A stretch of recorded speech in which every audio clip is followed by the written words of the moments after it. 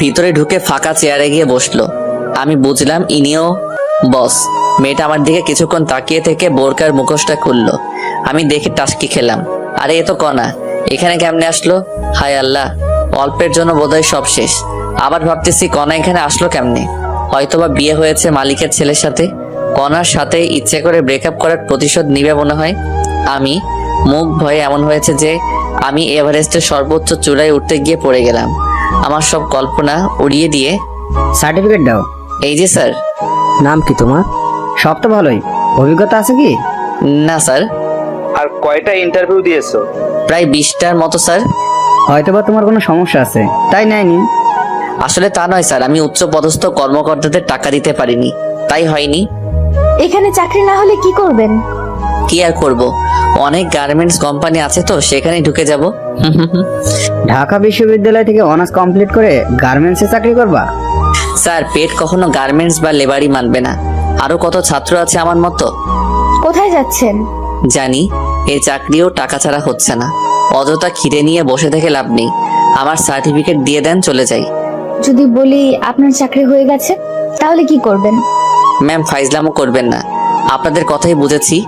আপনাদের লোক নেওয়া অনেক আগেই শেষ হয়েছে। এখন যেই আসবে উল্টাপাল্টা প্রশ্ন করে নাজেহাল করবেন। আমরা কি এজন্য এখানে বসেছি নাকি? আদব, বেরিয়ে যাও এখান থেকে। তারপর আমি মন খারাপ করে চলে আসি। আমি বাসে করে বাসার দিকে রওনা দিই। আর ওদিকে এক হলো কোম্পানির মালিক জিসান চৌধুরী স্যার, 2 ওনার ছেলে কাব্য চৌধুরী স্যার, 3 হলো ম্যানেজার হারুন খান, আর কণা হলো জিসান চৌধুরীর ভাগ্নি। এদিকে কণার আমার সাথে ব্রেকআপের পর টিসি নিয়ে কানাডায় গিয়ে ম্যানেজমেন্ট নিয়ে অনার্স পাশ করে দেশে এসে মামার কোম্পানির একটা শাখা দেখাশোনা করে। ওরা সবাই লাঞ্চ করতে গেল। ওখানে দেখছো মামুনি, ছেলেটা কি বিয়াদব।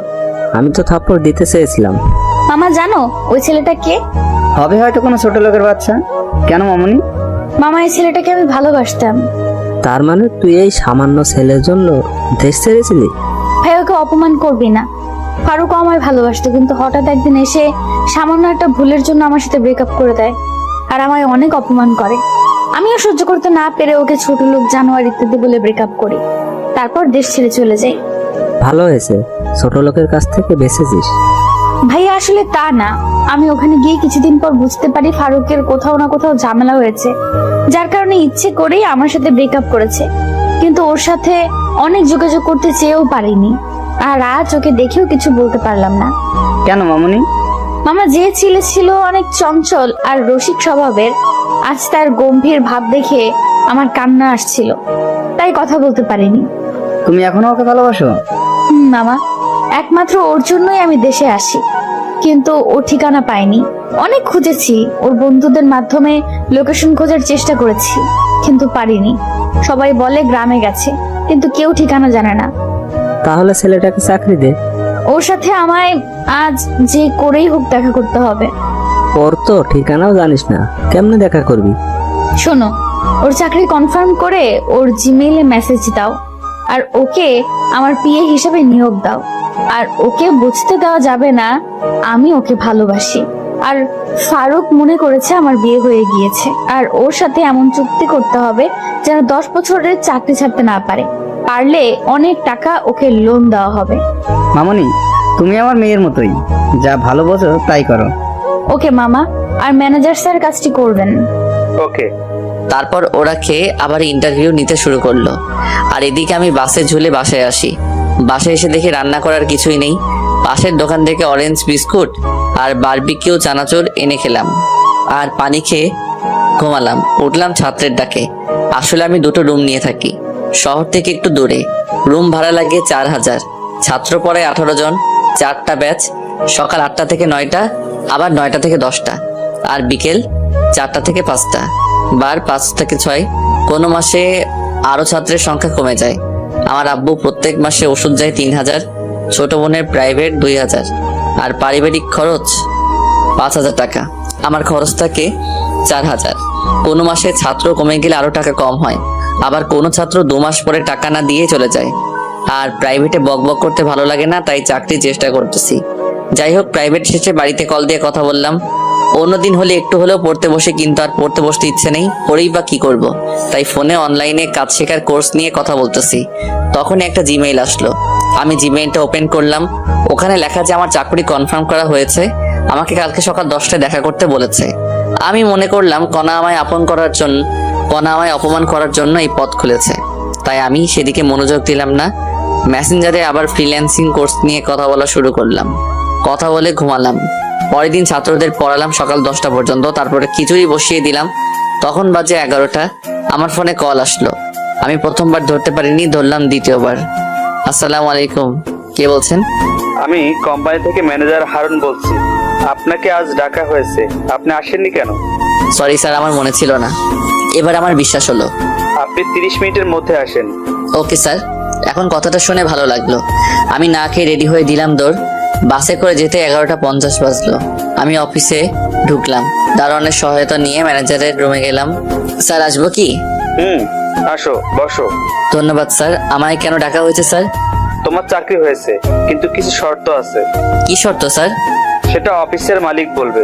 চলো আমার সাথে। ওকে চলেন। তারপর ম্যানেজার স্যার আমায় জিসান স্যারের কেবিনে নিয়ে গেল। স্যার আমায় বসতে বলল। ম্যানেজার স্যার চলে গেল কেবিনে, আমি আর জিসান স্যার। তুমি কি নিয়ে পড়ছো? স্যার আমার মূল সাবজেক্ট ছিল আইসিটি, কিন্তু বিজ্ঞানের সব বিষয়ে পারদর্শী ছিলাম। তাহলে তোমার একটা কাজের দায়িত্ব দেই। কি কাজ স্যার? আসলে আমার অফিস 3টা, আর আমার ব্যবসার কাজে সবসময় দেশের বাইরে থাকতে হয়, তাই হেড অফিস আমার ছেলে দেখে। এইটা শাখা, একটা শাখা অফিস আমার মেয়ে দেখে, আরেকটা আমার ভাগ্নি দেখে। ও খুব ভালো স্যার। তোমার কাজের দায়িত্ব অনেক বড় হবে এবং বেতনও দ্বিগুণ পাবা। কি কাজ স্যার? আমি কিন্তু কোনো অনৈতিক কাজ করতে পারবো না।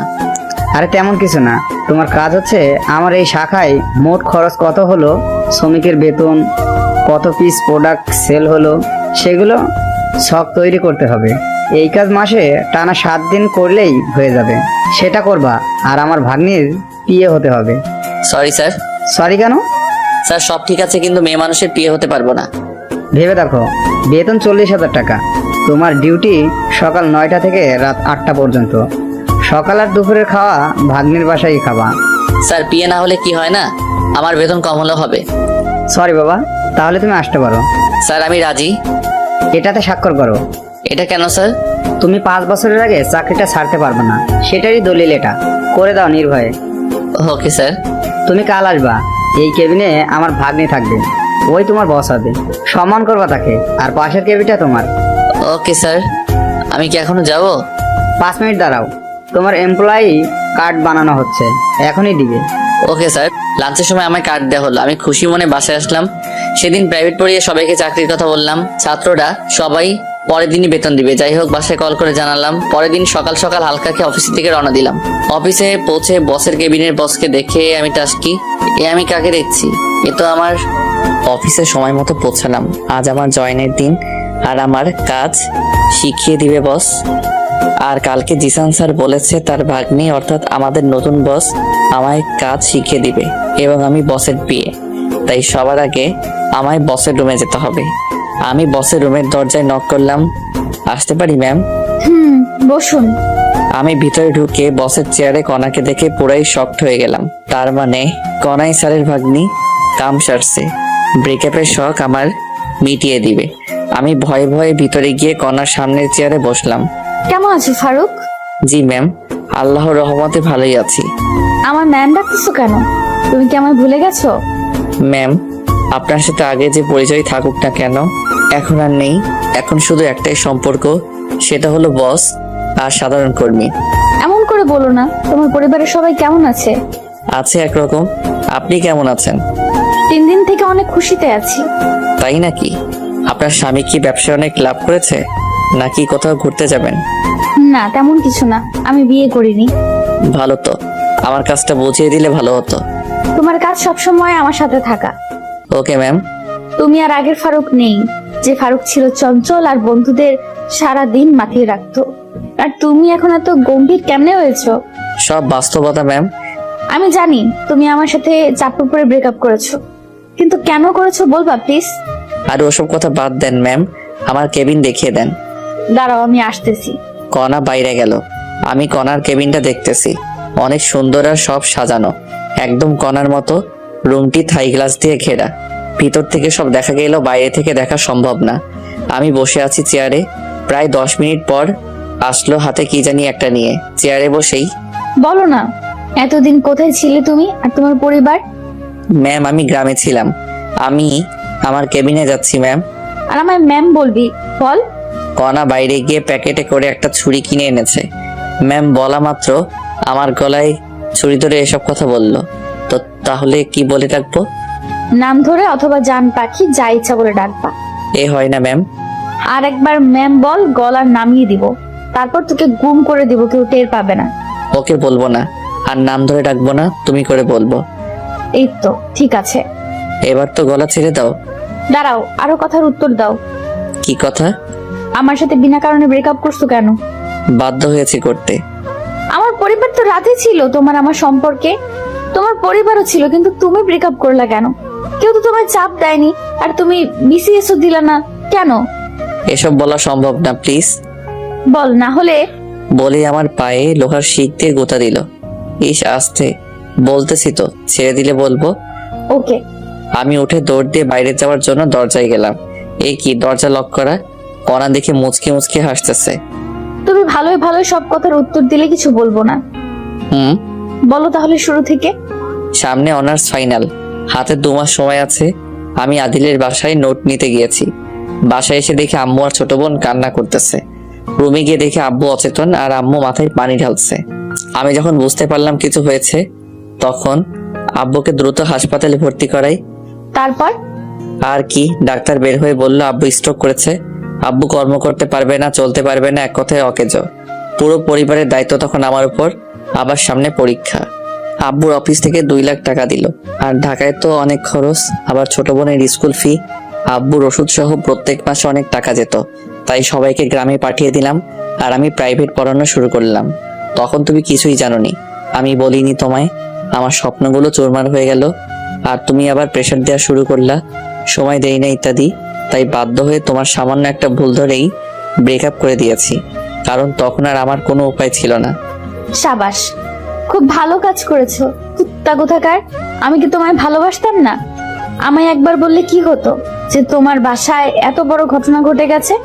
তার জন্য দুঃখিত। এখন আঙ্কেলের কি অবস্থা? ডাক্তার বলেছে 5 বছরের মধ্যে যদি অপারেশন করাতে পারি তাহলে সম্পূর্ণ সুস্থ হয়ে যাবে। তার জন্য 20 লাখ টাকা লাগবে, আর আমার পক্ষে 20 লাখ টাকা সম্ভব না। তাই হাল ছেড়ে দিয়েছি। আমি দিলে নিবা কি? করুণা করছো আমায়? দেখো, করুণা করছি না, আমি জানি যদি আমি তোমায় টাকা দিতে চাই তুমি নিবা না, তাই অফিস থেকে লোনের ব্যবস্থা করব। তাহলে আমি রাজি। ওকে, এখন চলো তোমায় কাজ করা শিখাই দিই। ওকে। কণা আমাকে আমার কেবিনে নিয়ে আসলো। তারপর কম্পিউটারে ছক তৈরি করা শিখাচ্ছে। আমি এই সাবজেক্ট নিয়ে পড়েছি, তাই অভিজ্ঞতা আছে। দ্রুতই শিখে নিলাম। কণা আমায় বাকি কাজ কমপ্লিট করতে বলে চলে গেল। আমি কাজ করতে লাগলাম। তখনই একটা অপরিচিত মেয়ে রুমে ঢুকলো। Hello, hello. কথা বলার ইচ্ছে নেই, তবুও ভদ্রতার খাতিরে বললাম, আমি লিপি। আপনার নাম? আমার নাম ফারুক। আপনি এই পড়ালেখা কোথা থেকে করেছেন? ঢাকা ইউনিভার্সিটি থেকে। আপনি? জাহাঙ্গীরনগর থেকে। আপনি রিলেশন করেন না? করতাম, কিন্তু ব্রেকআপ হয়েছে। ভালো তো। হুম। আপনি কথা কম বলেন কেন? ভালো লাগে তাই। আপনি অনেক হ্যান্ডসাম। ধন্যবাদ। আমরা কি একে অপরকে তুমি করে বলতে পারি? আপনি পারবেন, কিন্তু আমি আপনি করে বলবো। তা কি করে হয়? এমনি, যদি পারেন করবেন, না হলে নেই। চেষ্টা করব। হুম। আমি আবার কাজে মনোযোগ দিলাম, আর এদিকে লিপি বকবক করে যাচ্ছে। আমি মাঝে মাঝে হুম করতেছি। জানি না কাজ কতক্ষণ করেছি। একটু পর কণা আসলো আমার রুমে চেক করার জন্য। রুমে এসে লিপিকে দেখে লিপির সামনে গিয়ে, এখানে কি করেন আপনি? জি ম্যাম, নতুন কলিগ আসছে তাই পরিচিত হতে আসলাম। নতুন কলিগ আসলেই কি পরিচয় হতে হবে নাকি? আপনার কাজ নেই? জি ম্যাম, শেষ হয়েছে। এখনই আমার কেবিনে আসবেন, অনেক কাজ পড়ে আছে। আর আপনি বলেন কাজ নেই? ওকে ম্যাম, আপনি আসতেছেন? ওকে, আপনি আমার কেবিনে যান। লিপি কণার কেবিনে গেল, আর কণা আমার সামনে একটা চেয়ার টেনে বসলো। কাজ করতে কোনো সমস্যা হলে আমাকে বলো। অনেকদিন পর কম্পিউটারে এসব কাজ করতেছি। প্রথমে একটু সমস্যা হলেও এখন একটু ভালোভাবে করতে পারতেছি। যেগুলো কাজ দিলাম কতক্ষণ লাগবে সেগুলো করতে? যদি টানা করি তাহলে আর 2 ঘন্টাই হবে। ভালো তো, আমি তো ভেবেছিলাম আজ সারাদিন লাগবে কাজটি করতে। না ম্যাম, লাঞ্চের পর কাজ শুরু করলেই হয়ে যাবে। আর কতক্ষণ আছে লাঞ্চের দেখো তো। ও শিট, আর মাত্র 20 মিনিট আছে লাঞ্চের। আমি জানি সময় নেই। লাঞ্চের সময় রেডি থেকো। কেন ম্যাম? আবার ম্যাম বলছো? সরি, কিন্তু কোথায় যাবা? আমাদের বাসায় লাঞ্চ করতে। আমি যেতে পারবো না তোমার বাসায়। আমি কেন যাব? তোমার সাথে ব্রেকআপ করেছি, তার প্রতিশোধ কি তুমি এইভাবে নিবে নাকি? কি? আমি প্রতিশোধ নিচ্ছি? আমি এমনি মজা করলাম। আমি তোমার বাসায় যেতে পারবো না, ক্যান্টিনে খেয়ে নিব। আলট্রা ভাব নিয়ে লাভ নেই, আর বলবো না। তোমায় চাকরি দেওয়ার সময় বলা হয়েছিল সকাল আর দুপুর আমাদের বাসায় খাবে। তুমি যখন খাবেই না, তাহলে আমাদেরই খাবার বেঁচে যাবে। আরে আমি তোমার সাথে ফাইজলামও করতেছি। আমি যাব তো, যাবার সময় আমায় ডাক দিও। আমার মনে ছিল না আর ফ্রি খাওয়া ছেড়ে দেয়া যায় নাকি। আর ক্যান্টিনে খেলে তো এক বেলায় কমপক্ষে 150 টাকা যাবে। আচ্ছা, ডাক দিব। এখন মনোযোগ দিয়ে কাজ করো, ফাঁকিবাজি চলবে না। Okay ma'am. আবার ম্যাম বললা কেন? আপনি তো ম্যামের মতো করে আদেশ করলেন, তাই ম্যাম বলেছি। যাই বলো, ম্যাম বলবা না। তাহলে আপামনি বলি। কাজ করা বাদ দিয়ে একটু বসলাম যে ফাইজলামও করি একটু। তোকে তো বলেই কেবিন থেকে বেরিয়ে গেল। কণা কেবিন থেকে বেরিয়ে যাওয়ার পর আমি কাজে মনোযোগ দিলাম। আসলে আমার কাজ অল্প, সপ্তাহে একদিন যদি মনোযোগ দিয়ে কাজ করি তাহলেই হবে। বাকি 6 দিন না করলেও সমস্যা নেই। যাই হোক, আমি কাজ করতে লাগলাম আর ওদিকে কণা নিজের কেবিনে প্রবেশ করলো। কণা দেখলো লিপি সামনের চেয়ারে বসে আছে। কণা বসের সিটে গিয়ে বসে, সরি মামা দেরি করার জন্য। ব্যাপার না মামা, তোদের দুজনের কাহিনী এতক্ষণ সিসিটিভিতে দেখলাম। এটা কিন্তু তোর ঠিক হয়নি। যাই হোক, কেমন দেখলি? মামা সেই, তুই একে কোথায় পেয়েছিস? আমি তো ক্রাশ খেয়েছি। তুই যদি না রিলেশন করিস আমায় বল, আমি এখনই প্রপোজ করব। 1 লাত্তি খাবি। ওকে আমি অনেক ভালোবাসি। ওর দিকে চোখ দিলে তোর আদনানকে সব বলে দিব। কল দিলেও সমস্যা নেই। আমি ফারুককে যদি পাই তাহলে আদনানকে এমনিতেই ছেড়ে দিতাম। ওকে, তাহলে কল দিলাম। আরে পাগল নাকি, কল কেটে দে। তোর ফারুকটাকে তুই রাখ বইন। এই তো গুড গার্ল। একটু পর লাঞ্চ করতে হবে। তুই তোর কেবিনে যা, আমি বাসায় যাব। ওকে, ট্রিট কবে দিবি সেই কথা বল। চিন্তা করিস না, কয়েকদিনের মধ্যে ট্রিট পাবি। ওকে মামা, আমি যাচ্ছি। ওকে। তারপর লিপি নিচের কেবিনে চলে গেল আর কণা টেবিলের উপর থাকা একটা ফাইল মনোযোগ দিয়ে দেখতে থাকলো। এবার লিপির পরিচয় দিয়ে নেই। লিপি আর কণা এখন ঘনিষ্ঠ বন্ধু এবং দূরসম্পর্কের বোন হয়। লিপি আর কণা ভালো বন্ধু, কিন্তু অফিসে দেখে কখনো বোঝা যাবে না ওরা বেস্ট ফ্রেন্ড। লাঞ্চের সময় হলো, তখন কণা কেবিন থেকে বেরোলো। কণা নিজের কেবিন থেকে পমার কেবিনে এসে, লাঞ্চের সময় হয়েছে, যাবে চলো। চলো বলে কম্পিউটার বন্ধ করলাম। ওকে, আসো। কণা গাড়ির কাছে গেল, আমিও পিছন পিছন গেলাম। কণা ড্রাইভার কাকাকে ছুটি দিয়ে দিল। কাকাকে ছুটি দিলা কেন? তুমি চালাবা তাই। পারি না তো আমি গাড়ি চালাতে। তোমাকে এই গাড়ি চালানো শিখতে হবে। আমার শেখা লাগবে না, আমি ড্রাইভারই করব না। তাহলে আমার ড্রাইভার কি হবে? বুঝলাম না, কি বললা? আরেকবার বলো তো। না, কিছু না।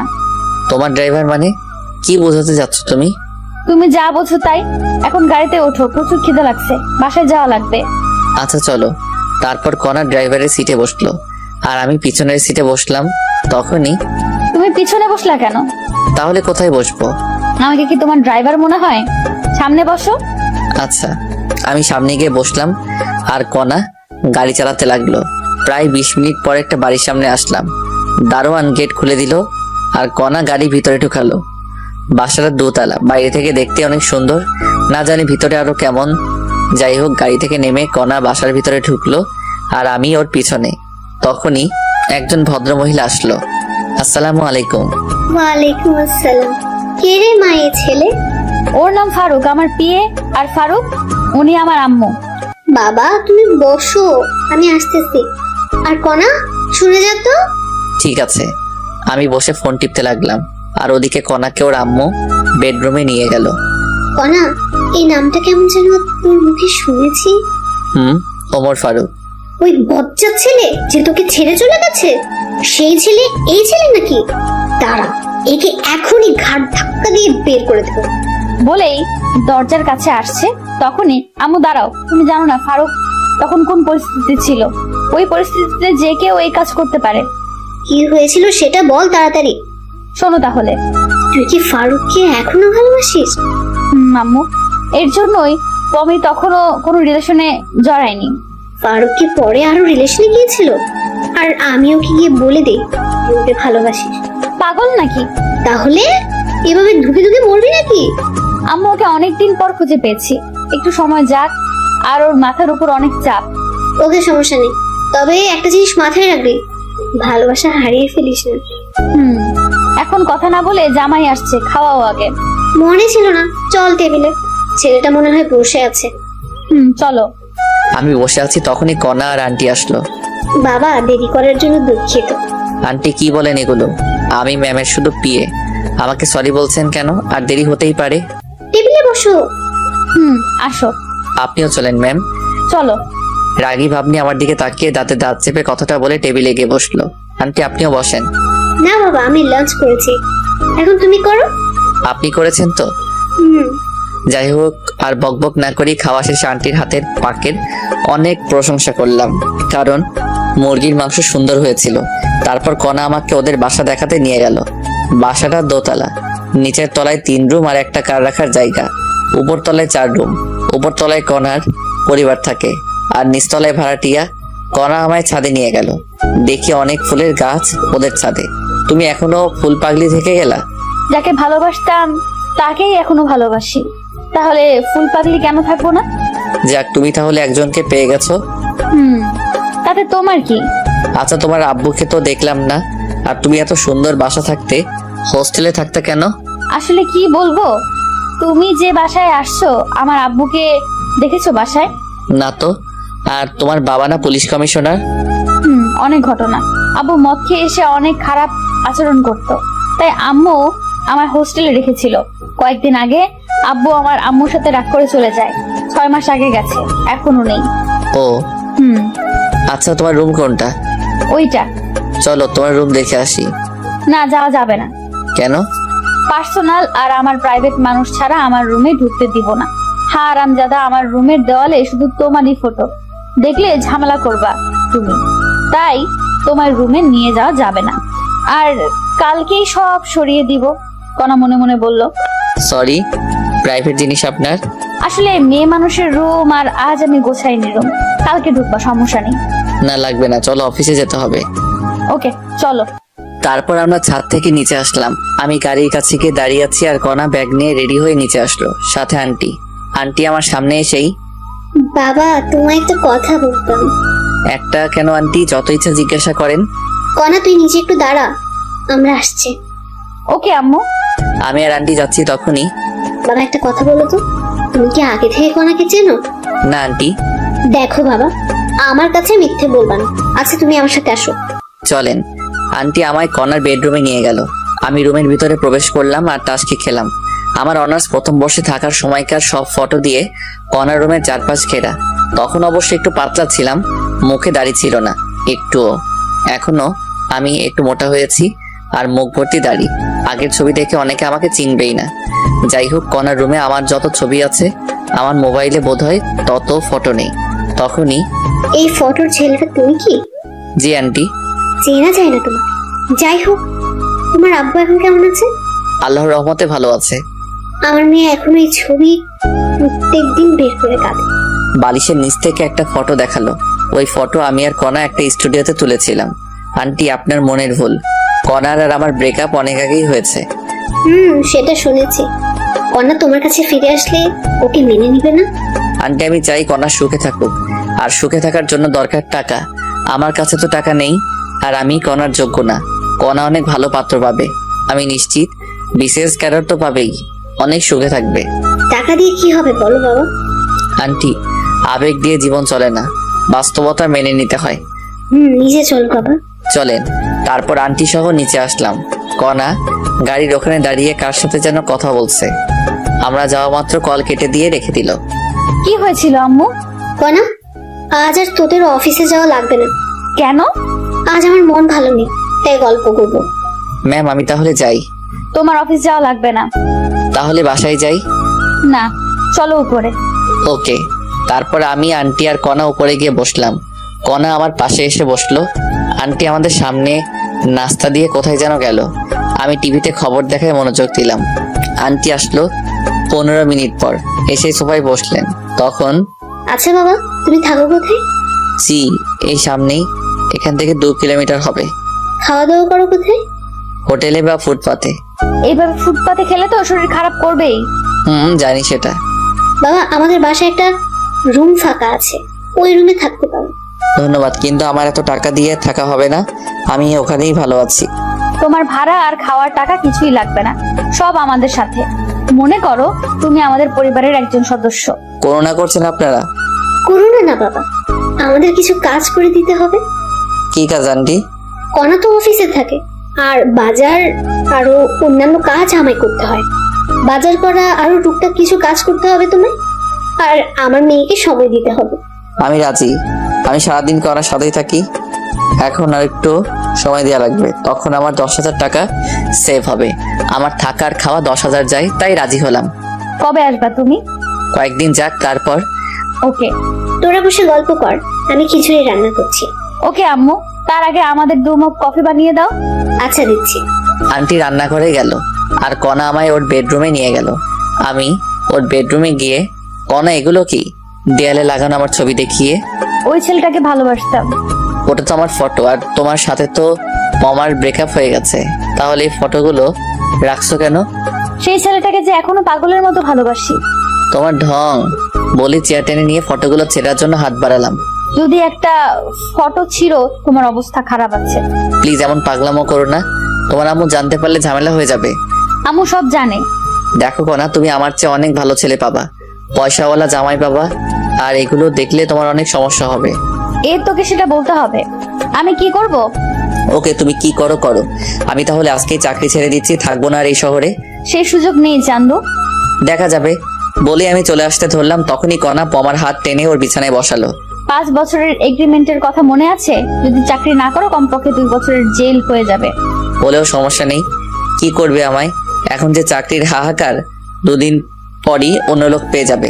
যদি জেল হয় তোমার পরিবারের কি হবে ভেবে দেখেছো? তাহলে কি করবা? আমি চাকরি করব। এই তো গুড বয়। কিছুক্ষণ আমরা দুজনে চুপ করে আছি। নীরবতা ভাঙলো আন্টির কফি আনার কারণে। আন্টি কফি দিয়ে গেল। কণা আর আমি কফি পান করতেছি, তখনই, কণা তুমি যেটা ভাবছো সেটা সম্ভব নয়। তুমি অন্য কাউকে ভালোবাসো? কফি খাওয়া বাদ দিয়ে আমার কাছে এসে বলল। আমিও তোমাকে অনেক ভালোবাসতাম, কিন্তু আমি পরিস্থিতির শিকার। আমি জানি, আর আমি তোমার আব্বু আর হবু শ্বশুরের চিকিৎসা করাবো। তুমি আবার কিছুদিন পর খোটা দিবা। আমায় কি এমন মনে হয় তোমার? কয়েকদিন সময় দাও আমায়। ওকে, চলো ছাদে যাই। না, আমি বাসায় যাব। আম্মু রান্না করছে, খেয়ে যাবা। দেখো তো কত দূর হলো। ওকে। কণা নিচে চলে গেল, আর আমি ভাবতেছি কণাকে আমারই আগে পছন্দ হয়েছিল, তারপর ভালোবেসেছিলাম। অনেকদিন পিছনে ঘুরেছি, অনেক থাপ্পড়ও খেয়েছি, তবুও বেহায়ের মতো পিছনে ঘুরতাম। আর ওদিকে কণাও চুপি চুপি আমার সব ইনফরমেশন বের করেছিল। পরে রাজি হয়, শুরু হয় আমাদের প্রেম। 1 বছর চুটিয়ে প্রেম করি, একে অপরকে ছাড়া কিছুই বুঝতাম না। একদিন দেখা না করলে আমায় মার খেতে হতো, আর আমার অধিকাংশ পোশাক কণায় গিফট করতো। আমার পরিবারের সবার জন্যই করতো গিফট। আমি কণাকে কিছু দিতে পারিনি। কণা আমার হাত খরচ, রেস্টুরেন্ট বিল সব দিত। আমাদের রিলেশনের কথা আমার পরিবার জানতো এবং মেনেও নিয়েছিল। কণার পরিবারও জানতো। অনার্স পাশের পর দেখা করাতে চেয়েছিল, তারপর আব্বুর ঘটনার পর আর দেখা করতে পারলাম না। টিউশনি শুরু করি, যেটা কণা জানতো না। প্রত্যেক দিন দেখা করতে যাওয়া আমার সমস্যা হচ্ছিল, তাই ভালোবাসাকে বিসর্জন দিয়েছিলাম। ব্রেকআপের দিন কণা আমায় অনেক অপমান করে চলে যায়। ব্রেকআপের পর টানা 15 দিন রুম থেকে বের হইনি। পরে ব্রেকআপের কথা শুনে আম্মুও রাগ হয়েছিল, কিন্তু করার কিছু নেই, বাস্তবতা মেনে নিতে হবে। কিছুদিন পর ভার্সিটি গিয়েছিলাম, সেখানে শুনেছিলাম কণা দেশের বাইরে গেছে। আফসোস হয়েছিল, কিন্তু মেনে নিয়েছিলাম। আমি কখনো ভাবিনি ওর সাথে আমার দেখা হবে। বিধাতা দেখা করিয়েই দিল। প্রথম দিন অফিসে ওকে দেখেই জড়িয়ে ধরতে ইচ্ছে করছিল, কিন্তু আমি আর আগের সে ছেলেটা নেই। নিজেকে বদলিয়ে নিয়েছি। এসব ভাবতেছি আর চোখের কোণে পানি এসে গেছে। তাড়াতাড়ি চোখের পানি মুছলাম। স্বাভাবিক হওয়ার জন্য ফোন টিপতে লাগলাম। কণা আসলো, এসে ফ্রেশ হতে বলল। আমি ফ্রেশ হয়ে খিচুড়ি খেয়ে নিলাম। অনেক সুন্দর হয়েছিল খিচুড়ি, পেট ভরে খেলাম। কণা আবার রাতের জন্য বাটি ভর্তি করে খিচুড়ি দিল জোর করে। আমি সন্ধ্যার সময় ওদের বাসা থেকে রওনা দিলাম। বাসায় আসতে 20 মিনিট লাগলো। বাসায় এসে দেখি ছাত্র বসে আছে মাসের বেতন দেবার জন্য। ছাত্ররা চলে গেল, ওদের ভালো করে পড়াশোনা করতে বললাম। ছাত্ররা চলে গেলে আম্মুর কাছে কল দিলাম। হ্যালো আম্মু, কেমন আছেন? কি আর ভালো বাবা, তোর আব্বুর চিন্তায় আমি আরো শেষ। তোর আব্বুর ওষুধ শেষ হয়েছে 2 দিন আগে। কল দিতে পারেন নাই, ওষুধ শেষ হওয়ার আগেই কল দিবেন। আমি ভাবলাম তোর কাছে টাকা নেই তাই দেইনি। আমি টাকা পাঠিয়ে দিচ্ছি। আচ্ছা দে, তুই বাসায় কবে আসবি বাবা? কিছুদিন যাক। আচ্ছা, আর সাবধানে থাকিস। আর তোর আব্বুর অপারেশন করার কথা মাথায় আনিস না, কারণ অত টাকা ম্যানেজ করতে তুই নিজেকে শেষ করে দিস না আবার। চুপ করো তো। আচ্ছা রেখে দে। আচ্ছা, ফোন রেখে দিয়ে ঘুমিয়ে পড়লাম। পরের দিন আবার অফিসে গেলাম, দেখলাম কণা এখনো আসেনি। আমি আমার কেবিনে বসলাম আর কালকের বাকি কাজ করতে লাগলাম। কিছুক্ষণ পর কণা আসলো, এসেই ওর কেবিনে না গিয়ে আমার কেবিনে আসলো। কি করো? কালকের বাকি কাজ করতেছি। সাবাস, দাঁড়াও, তোমায় আরো কাজ দিচ্ছি। আচ্ছা দাও। কণা এসে আমায় একটা লিস্ট দিল। এটা কি? মাসের শুরু এখন। এতদিন আয়ের হিসাব করে ফাইল বানিয়েছো, এখন কর্মচারীদের বেতনের ফাইল বানাও, ভুল যেন না হয়। ওকে। আমি কি এখানে থাকবো? না, তুমি তোমার রুমে যাও, কেউ দেখলে অন্য কিছু ভাববে। ওরে আমার লজ্জাপতি। কণা চলে গেল। আমি আবার কাজে মনোযোগ দিলাম।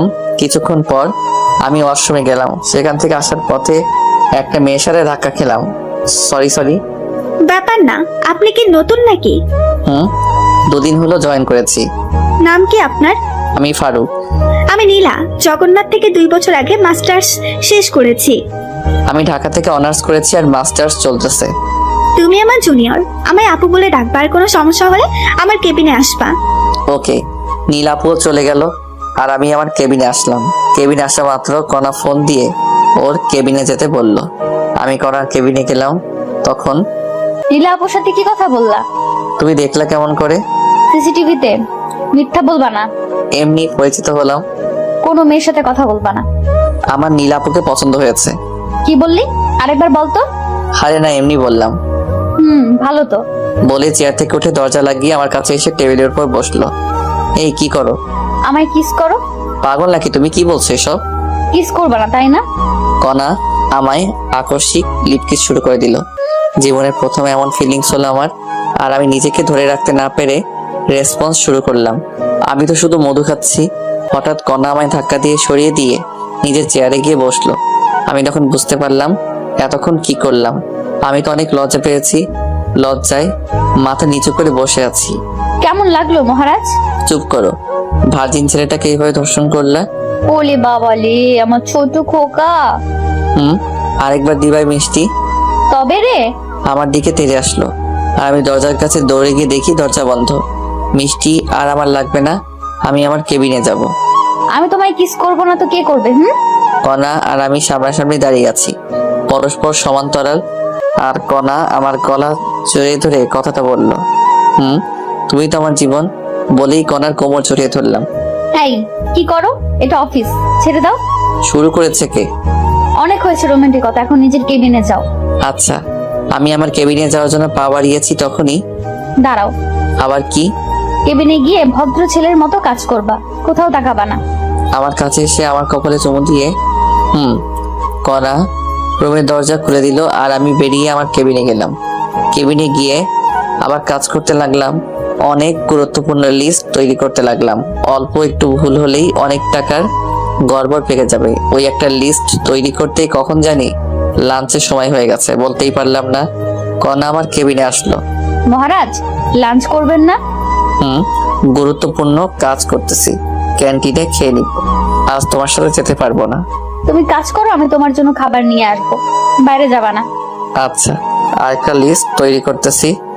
আচ্ছা। কণা চলে গেল। মোবাইলে দেখলাম 1:25 বাজে। আবার কাজে মন দিলাম। আরো একটা লিস্ট তৈরি শেষ করলাম। সকাল থেকে 2টা কমপ্লিট করেছি আর তৃতীয়টায় গিয়ে মাথা কাজ করতেছে না, তাই বসে ফোন টিপতেছি আর কণার জন্য অপেক্ষা করতেছি। অপেক্ষার প্রহর শেষ করে মহারানী হাজির। আমার কেবিনে আসো। ওকে। কণার নিজের কেবিনে গেল আর আমি ফ্রেশ হয়ে আসলাম। কণার কেবিনে গিয়ে দেখি কণা পেটে খাবার তৈরি করে রাখছে। আমি ভিতরে গেলাম আর ওর সামনে গিয়ে বসলাম। তুলে খাওয়াও। লজ্জা করে আমার। দরজা লক করে দাও। লাগবে না। তুলে খাওয়াও তো। আমার কিন্তু রাগ হচ্ছে। কণা আমায় তুলে খাওয়াচ্ছে আর আমি এটাও জানি কণা বাসায় খাইনি, তাই ওকে আমি তুলে খাওয়ালাম। একই প্লেটে দুজন খাচ্ছি, তালি শব্দে পিছনে তাকিয়ে আমি ভয়ে চুপসে গেলাম। বাহ মামা বাহ, অনেক দূর গিয়েছিস অথচ ট্রিট পেলাম না। মামা মানে লিপি আপু, আপনি কনাকে চেনেন নাকি? সেদিন তো সাধারণ এমপ্লয়ির মতো ব্যবহার করলেন। তুমি চলে যাওয়ার পর লিপি আমার বেস্ট ফ্রেন্ড ছিল। তোমার আমার সব কথা লিপি জানে। শালি দিলা তো রোমান্টিক মনটা নষ্ট করে। দুলাভাই, আমায় তুলে খাওয়াবেন না? আসো। খবরদার। দুলাভাই লাগবে না, কণা আমার ভাগেরটা কই? দরজা লক করে দিয়ে এসে বস, তোর জন্যই এনেছি। সত্যি দে তো মামা। তারপর কনা লিপিকেও খাবার দিল, লিপি খাচ্ছে, হা করো। পেট ভরে গেছে। মিথ্যা বলতে পারো না, বলো কেন? লিপি থাকলেও সমস্যা নেই, ওর একটু চলুক। আচ্ছা দাও। তারপর আমরা একে অপরকে খাইয়ে দিয়ে খাওয়া শেষ করলাম।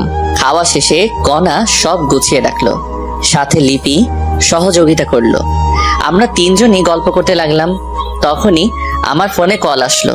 কল ধরে যা শুনলাম তা শুনে অজ্ঞান হয়ে গেলাম। তারপর আমার ফোনে কল আসলো, পকেট থেকে ফোন বের করে দেখি আম্মু কল দিয়েছে। কনা আর লিপিকে চুপ থাকতে বলে আমি আম্মুর কল ধরলাম। কোথায় তুই বাবা? অফিসে আছি আম্মু। কেন, কোনো সমস্যা হয়েছে কি?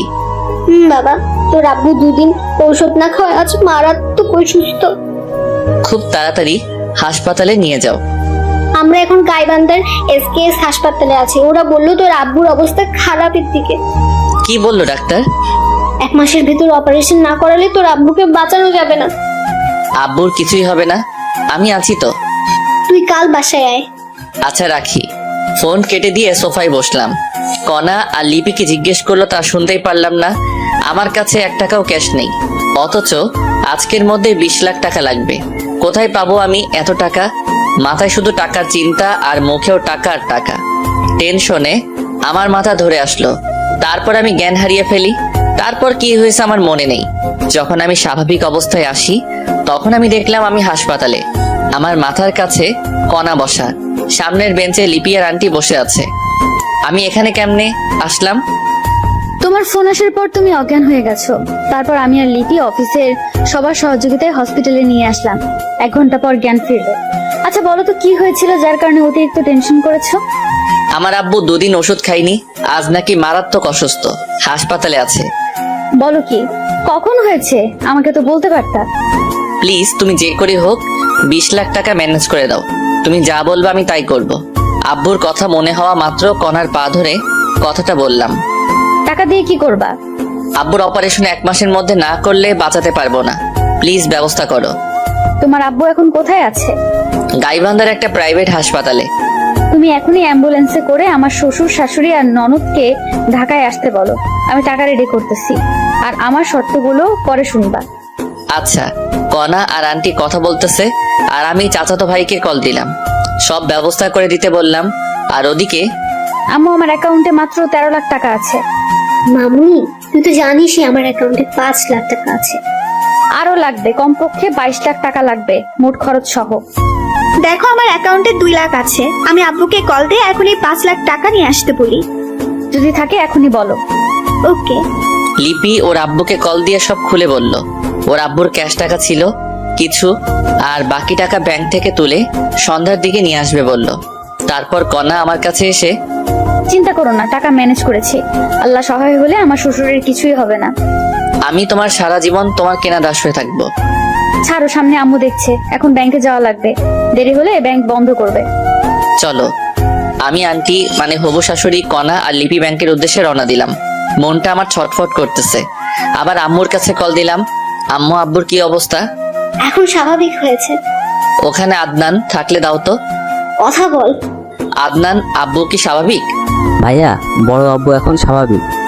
আমি ঢাকায় যাওয়ার সব ব্যবস্থা করেছি, এখন রওনা দিব। সাবধানে নিয়ে আসিস। চিন্তা করতে হবে না, আমি ঢাকায় পৌঁছে কল দিব। ওকে, আমি টাকা ম্যানেজ করার চেষ্টা করতেছি। আমরা গাড়িতে উঠেই রওনা দিব, রাখি। ওকে। ফোন কেটে দিলাম, কারণ আমরা ব্যাংকে পৌঁছে গেছি। একসাথে 2 রিলেটিভ অ্যাকাউন্ট থেকে 18 লাখ টাকা তুলতে অনেক সমস্যা ঝামেলা তৈরি হলো। যখন আমার আব্বুর ইমার্জেন্সি অপারেশনের রিসিপ্ট দেখলাম তখন ক্যাশ দিল। টাকা নিয়ে অনেক সাবধানে কনার বাসায় আসলাম, কারণ দেশে অনেক চোর বাটপার আছে। টাকা গোপন জায়গায় রেখে দিলাম। আমার পরিবার আসতেছে, তাই আমার হবু শাশুড়ি বিরিয়ানি আর কলিজা ভুনা রান্না করতেছে। মনটা এখন হালকা লাগছে, খুশিতে কান্না করতে লাগলাম। তখনই কণা এসে হাত ধরে টেনে ওর রুমে নিয়ে গেল। এই হারামজাদা, কান্না করছো কেন? খুশিতে কান্না চলে আসছে। কান্না করো না প্লিজ, তুমি কান্না করলে আমারও চোখে পানি চলে আসে। আমার চোখের পানি ওর আঁচল দিয়ে মুছিয়ে দিয়ে আমি তোমাকে পেয়ে ধন্য হয়ে গেছি। শর্তগুলো মনে রাখিও। যাই করো, আমার পরিবারকে ফেলে দিতে বলবা না। এসব না, কয়েকটা শর্ত বলে দেই। শুধু আমায় ভালোবাসতে হবে, আমায় কয়েকদিনের মধ্যে বিয়ে করতে হবে, সেখানে আমার ফ্যামিলি আর তোমার ফ্যামিলি একসাথে থাকবে। অন্য মেয়ের দিকে তাকালে চোখ তুলে ফেলবো। আর বাকি শর্তগুলো পরে বলবো, বলো রাজি কিনা? আমি তোমার সব শর্তে রাজি বলেই কণাকে জড়িয়ে ধরে বিছানায় ফেলে দিলাম। যখনই হবু শাশুড়ি ডাক দিল, কণা আমায় ধাক্কা দিয়ে বিছানায় বসলো। আমিও বসে ফোন টিপতে লাগলাম। শাশুড়ি এসে, তোমার আব্বু কত দূর আসলো? আর 2 ঘন্টার একটু বেশি লাগবে। তাহলে তোরা সবাই খেয়ে নে। ওকে। আমাকে অনেক খিদে লাগছে, তাই ফ্রেশ হয়ে পেট ভরে খেয়ে নিলাম। খাওয়া শেষে সোফায় বসে টিভি দেখতেছি। লিপির আব্বু টাকা নিয়ে আসলো, আমাকে চিন্তা করতে নিষেধ করলো এবং সাথে করে লিপিকে নিয়ে গেল। কণা টাকা রেখে আসলো আর আমার শাশুড়ি ঘুমাতে গেল। আর আব্বু আম্মু আসলে ডাক দিতে বলল। কণার কথা জিজ্ঞেস করলাম, কণা নাকি ঘুমিয়েছে। আমি সোফায় বসে আছি, তখনই কণা আসলো। তুমি ঘুমাওনি? না, তুমি এখানে তাই আসলাম। তুমি গিয়ে ঘুমাও। চুপ করো। বলেই আমার কোলে মাথা রেখে শুয়ে পড়লো। জানো, আমি কখনো ভাবিনি এমন হবে। আব্বু আম্মু আসলে ডাক দিবা আমায়। রাত 11টায় আমি কল পেয়ে গেট খুলে দিলাম। দেখি ওরা হাইসে করে এসেছে। হাইস কেন? ভাইয়া, অ্যাম্বুলেন্স ভালো না, তাই হাইস নিয়েছি। আচ্ছা, আব্বুকে ধরো, ভিতরে নিয়ে যাই। ওকে। তারপর আব্বুকে দোতলায় এনে গেস্ট রুমে শোয়ালাম। আব্বু সব দেখতে পারে কিন্তু কথা বলা আর হাঁটতে পারে না, আর এই কারণে ভিতরে কি জানি সমস্যা হয়েছে। আব্বুকে রুমে রেখে আসলাম, সাথে আম্মু আছে। আমার ছোট বোন আনহা গিয়ে কণাকে ডাক দিল। কণা আনহাকে চিনতে পেরে জড়িয়ে ধরে কান্না করতে লাগলো। আনহাও কান্না করতে লাগলো। যখন বুঝতে পারছে আম্মু আসছে, দৌড়ে আম্মুর কাছে গেল। মামুনি, ফারুক তোমার দেখা কেমন করে পেলো? অনেক কাহিনী আম্মু। এখন বলো, আমাকে আগের মতো করে ছেলের বউ করবে না? তোমার আঙ্কেলের অবস্থা দেখছো কেমনে হয়? আম্মু, আমি অপারেশনের সব ব্যবস্থা করেছি। পরশুদিন সিঙ্গাপুরের উদ্দেশ্যে রওনা দিব। কাল সকালেই টিকিট কনফার্ম করব। তুই আমার মা হয়ে গেলি মামুনি। আল্লাহ তোমাকে অনেকদিন বাঁচিয়ে রাখো। কণাকে টেনে নিয়ে কপালে চুমু খেয়ে, এখন চলো, খেতে হবে। তবে আব্বুকে একটু খাইয়ে ওষুধ খাইয়ে দাও। ওকে গাড়িতে খাইয়েছি, ওষুধও খাইয়েছি, এখন খাওয়ালে সমস্যা হবে। ও এখন ঘুমাবে। চলো, খাবে তুমি? তারপর আম্মু, আনহা আর আদনান ফ্রেশ হয়ে এলো। আন্টি মানে হবু শাশুড়ি পরিবেশন করলো আর ওরা সবাই খেয়ে নিল। খাওয়া শেষে সবাই একখানে বসলাম। সেখানে টিকিট কয়টা কাটবো? 4টা টিকিট কেটে রাখো। ওকে, কিন্তু কে কে যাবে? আম্মু যাবে, আব্বুর সেবা করতে হবে, সেগুলো আমরা পারবো না। আমি যাব, তুমি যাবে আর আব্বু। ওকে, কাল সকালে। এখন সবাই ঘুমিয়ে পড়ো। ওকে। 4টা রুম, কিন্তু বেড 3টা। একটায় আব্বু আম্মু, আরেকটায় কণা, শাশুড়ি আর আনহা, আর আরেকটায় আমি আর আদনান ঘুমিয়ে পড়লাম।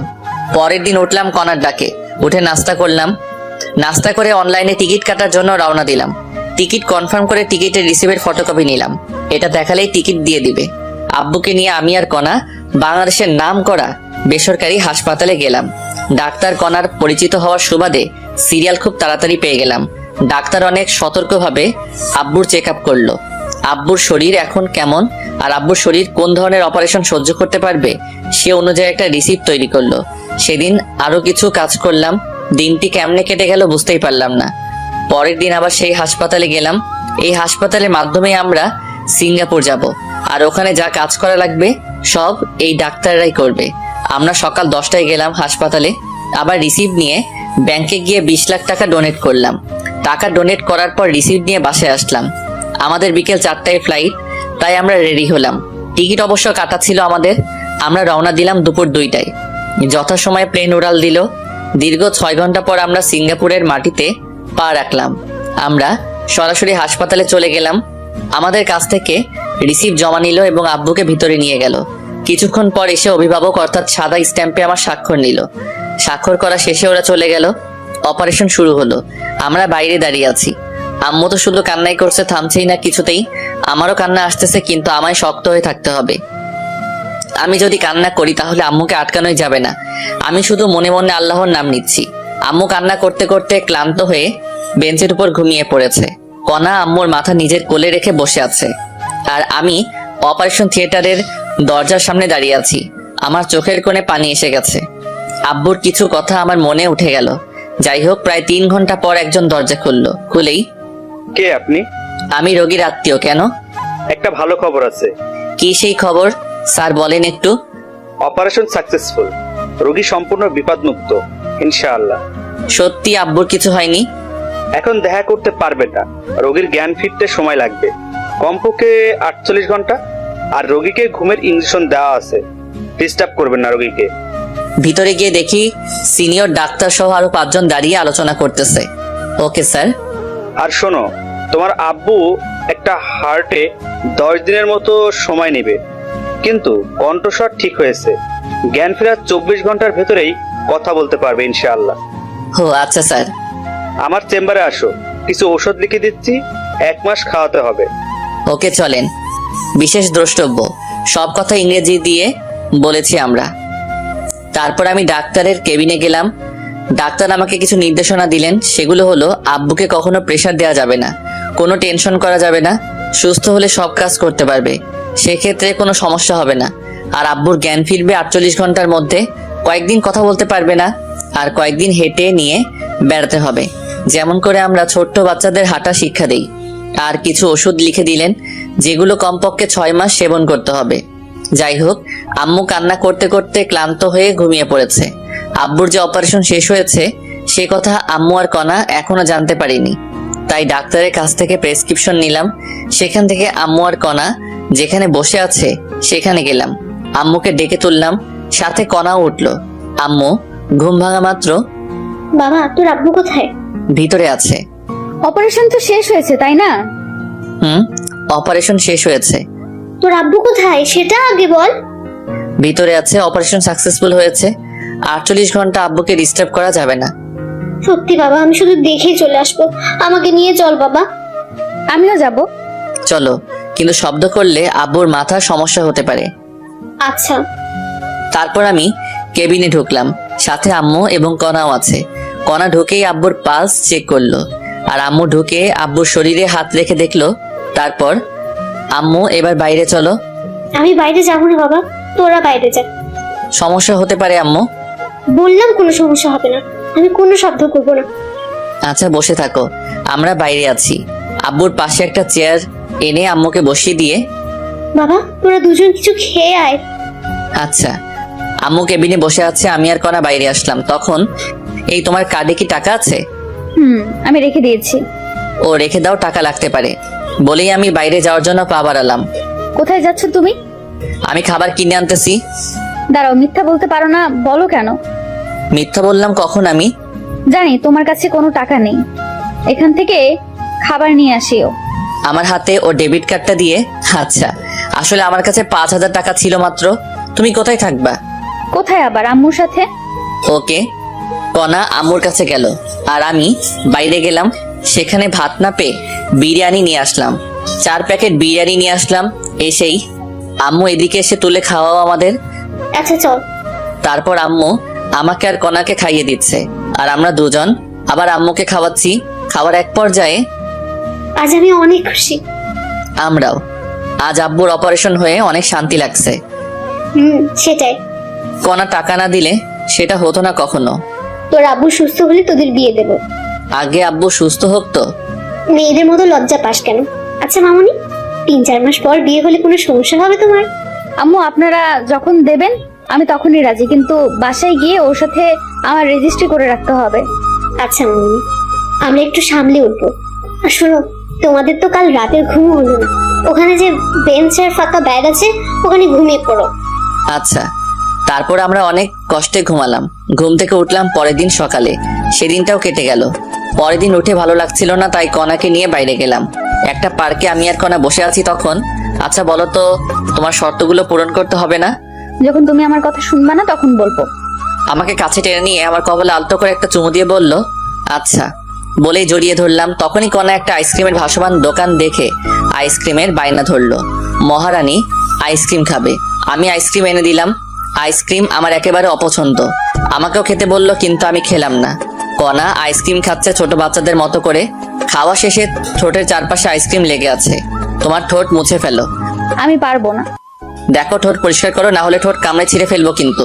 ছিঁড়ে ফেলো, তোমার জন্যই তো রাখা। তারপর আর কি লাগে, ফায়দা যাকে বলে। কনাকে লিপ কিস করতে লাগলাম, কনাও আমাকে জড়িয়ে ধরলো। ওর ঠোঁটে আর এক বিন্দু আইসক্রিম লেগে নেই, তবু আমি ছাড়লাম না ওকে। তারপর ধীরে ধীরে গলায় কিস করলাম, তখনই কনা কেঁপে উঠে আমায় জড়িয়ে ধরলো। আমিও আবার শুরু করলাম, তখনই পিছন থেকে এই, আপনারা শিশু পার্কে এসব কি করেন? জরিমানা ধরা হবে কিন্তু। দুঃখিত, আমরা যাচ্ছি। তারপর আরো কিছুক্ষণ ঘুরলাম। সন্ধ্যার দিকে আম্মুর জন্য খাবার নিয়ে হাসপাতালে আসলাম। হাসপাতালে এসে দেখি আব্বু হাত নাড়ানাড়ি করতেছে। তখনই আমি ডাক্তারকে ডেকে আনলাম। ডাক্তার আব্বুকে চেক আপ করে, I can believe this. Any problem doctor? না, একটা সুখবর আছে। কি সেই খবর? আসলে আপনার আব্বুর শরীরে অনেক ধরনের জিন বিদ্যমান, তাই আপনার আব্বুর অভিযোজন ক্ষমতাও বেশি। খুব সহজেই সব পরিবেশে খাপ খেয়ে নিতে পারে। আপনার আব্বুর সেসব এনজাইমের জন্য আপনার আব্বু শরীরের ভারসাম্য ফিরে পেয়েছে, কিন্তু এখনো জ্ঞান ফেরেনি আর কথা বলতে পারবে কিছুক্ষণ পর। সত্যি ডাক্তার? আর ঘুমের ওষুধ দেয়নি, কিছুক্ষণের মধ্যেই আপনার আব্বু ঘুম ভেঙে যাবে। ভালো কিছু খাইয়ে দিয়েন, আমি আসি এখন। ওকে। তারপর ডাক্তার চলে গেল। আমি অনেক খুশি, আব্বু আবার আগের মতো চলতে পারবে। যাই হোক, আব্বুর জ্ঞান রাত 2টার দিকে আসলো। ওঠা মাত্র আব্বুকে বাইরে থেকে আনা খাবার খাওয়ালাম, ওষুধ খাইয়ে দিয়ে আব্বুকে রেস্ট নিতে দিলাম। আব্বু হাত পা নাড়াতে পারে, কিন্তু পা ফেলাতে ভয় পায় আর কথা বলার চেষ্টা করে। মুখ দিয়ে বাতাসও বের হয়, কিন্তু আওয়াজটা বের হয় না। যাই হোক, আমি আর আম্মু মিলে আব্বুকে কিছুক্ষণ হাঁটালাম, তারপর আবার রেস্ট নিতে দিলাম। পরের দিন সকালে কিছুক্ষণ চেষ্টা করতেই আব্বু হাঁটতে সফল হলো। সেদিন আমাদের হাসপাতাল থেকে রিলিজ দিল। সেদিন রাতের টিকিট আমরা কেটে ফেললাম। আব্বু ইশারা দিয়ে কথা বলে। টিকিট কাটা শেষে আমরা একটা ছোট হোটেলে গিয়ে রাতের খাবার খেয়ে কিছু ব্যাগে প্যাকেট করে নিলাম। সন্ধ্যার সময় এয়ারপোর্টের ভিতরে প্রবেশ করলাম। রাত 8টায় প্লেন উড়াল দিল। পরের দিন ঢাকা শাহজালাল আন্তর্জাতিক বিমানবন্দরে নেমে কনার বাসায় গেলাম এবং কনার আব্বুর নামে যা শুনলাম তা শুনে দ্রুত সন্ধ্যার সময় আমরা এয়ারপোর্টের ভিতরে আসলাম। সিঙ্গাপুরের সময় রাত 11টায় আমাদের ফ্লাইট। আগে থেকে জানতাম অনেক সময় ভিতরে বসে থাকা লাগবে, তাই রাতের জন্য হালকা নাস্তা নিয়েছিলাম। রাত 9টার দিকে নাস্তা করলাম সবাই মিলে। আমরা এয়ারপোর্টের ভিতরে সোফায় বসে আছি, তখনই ভাবলাম আব্বুকে একটু ধরে ধরে হাঁটিয়ে নেই। সে অনুযায়ী কাজও করলাম। প্রায় আধা ঘন্টা হাঁটালাম। আল্লাহর অশেষ রহমতে আব্বু ভালোভাবে হাঁটতে পারছে। কিছুক্ষণ পর সকল যাত্রীকে প্লেনে উপস্থিত হতে বলা হলো। আমরাও প্লেনের ভিতরে গেলাম। আমাদের 4 জনের সিট একসাথেই পড়েছে। আমাদের সিট বেল্ট বেঁধে দিল বিমানবালারা। রাত 11টায় প্লেন উড়াল দিল। আমরাও ঘুমিয়ে পড়লাম। আমার পাশে কণা, তারপর আম্মু, তারপর আব্বুর সিট পড়েছে। আমাদের প্রত্যেকে একটা করে কম্বল দেওয়া হলো। কণা ওর জন্য দেওস কম্বলটি রেখে দিল। কম্বল রেখে দিলা কেন? আমাদের একটা কম্বলই যথেষ্ট। কেমন করে একটা দিয়ে হবে, যে ছোট একটা কম্বল? এটাই হবে। আমি তোমায় জড়িয়ে ধরে ঘুমাবো, তোমার কাঁধে মাথা রাখবো। খালি ফাইজলামো। ঠিক আছে, আমার কাঁধে মাথা দিয়ে ঘুমাও। বলেই আমার গালে একটা চুমু দিল। লক্ষ্মী মেয়ে। আমি আব্বু আম্মুর দিকে দেখলাম, ঘুমিয়ে পড়েছে। আব্বু আম্মুর শরীরের কম্বল ভালো করে গায়ে দিয়ে দিলাম যাতে ঠান্ডা না লাগে। তারপর সিটে বসলাম। তখন কণা আমাকে কাঁধে মাথা রেখে ঘুমিয়ে পড়ল। আমাকে দেয় কম্বলটি। আমাদের দুজনের শরীর দেওয়ার চেষ্টা করলাম, কিন্তু ছোট হওয়ায় পারলাম না। আর তখন আমি বিমানবালার কাছ থেকে আরেকটা কম্বল নিয়ে কণাকে ভালো করে ঢেকে দিলাম। একে অপরের সাথে জড়াজড়ি করে ঘুমিয়ে পড়লাম। ঘুম ভাঙলো বিমানের একটা সিগন্যালে। প্লেন এখন ল্যান্ড করবে, তাই সবাইকে জাগ্রত করার জন্য এক ধরনের সাউন্ড সিস্টেম ব্যবহার করে আমরা সিগন্যালের আওয়াজে জাগ্রত হয়ে গেলাম। প্রায় 30 মিনিট লাগলো প্লেন শাহজালাল আন্তর্জাতিক বিমানবন্দরে ল্যান্ড করতে। ল্যান্ড করার পর আব্বুকে ধরলাম এবং নিচে নামতে সাহায্য করলাম। নিচে নামার পর থেকে আব্বু নিজে নিজেই আমাদের সাথে হাঁটতে শুরু করলো। ল্যান্ড করার পর আমরা প্লেন থেকে নেমে রিসিভ রুমে আসলাম। রিসিভ রুম থেকে ব্যাগ রিসিভ করে এয়ারপোর্টের বাইরে আসলাম। আমার ছোট বোন আনহা আর চাচাতো ভাই আদনানকে আসতে বলা হয়েছিল। আমরা এয়ারপোর্টের বাইরে এসে দেখলাম ওরা দাঁড়িয়ে আছে। আনহা আব্বুকে দেখে দৌড়ে এসে কান্না শুরু করে দিল। আব্বুও নীরবে চোখের পানি ফেলতে লাগলো। আমি সান্ত্বনা দিয়ে একটা ট্যাক্সি নিয়ে আমরা সবাই কনার বাসায় আসলাম। আমি ব্যাগ নিয়ে আগেই দোতলায় গেলাম। বাসায় এসে কলিং বেল দিলাম। আমার আব্বুর বয়সে একজন পুরুষ দরজা খুলে দিল। কে আপনি? এই বাসায় কি চাই? সরি, আপনাকে তো চিনলাম না। আমি এই বাসার মালিক। আমার শাশুড়িকে ভয় দেখে বাড়ি দখল। বাবা তুমি এতদিন কোথায় ছিলে? বাবা মানে এই লোককে? উনি আমার বাবা। ভেতরে আসো। আর বিআই বেআইন আপনারাও আসেন। চলেন বেয়াই। তারপর আমরা সবাই সোফায় গিয়ে বসলাম। তখন আব্বু তুমি এই 2 বছর কোথায় ছিলে? কিছু কাজ ছিল মামনি। আর কোথাও তোমার যাওয়া হচ্ছে না তোমার? আর কোথাও যাব না, অবসর নিয়ে তবে এসেছি।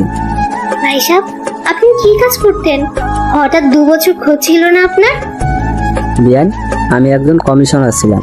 আমাদের দেশে মাদকের ব্যবহার অধিক ছিল, আর আমি ট্রেনিংয়ে মেডেল জিতেছিলাম। তাই সরকার আমায় ডেকে পাঠায়।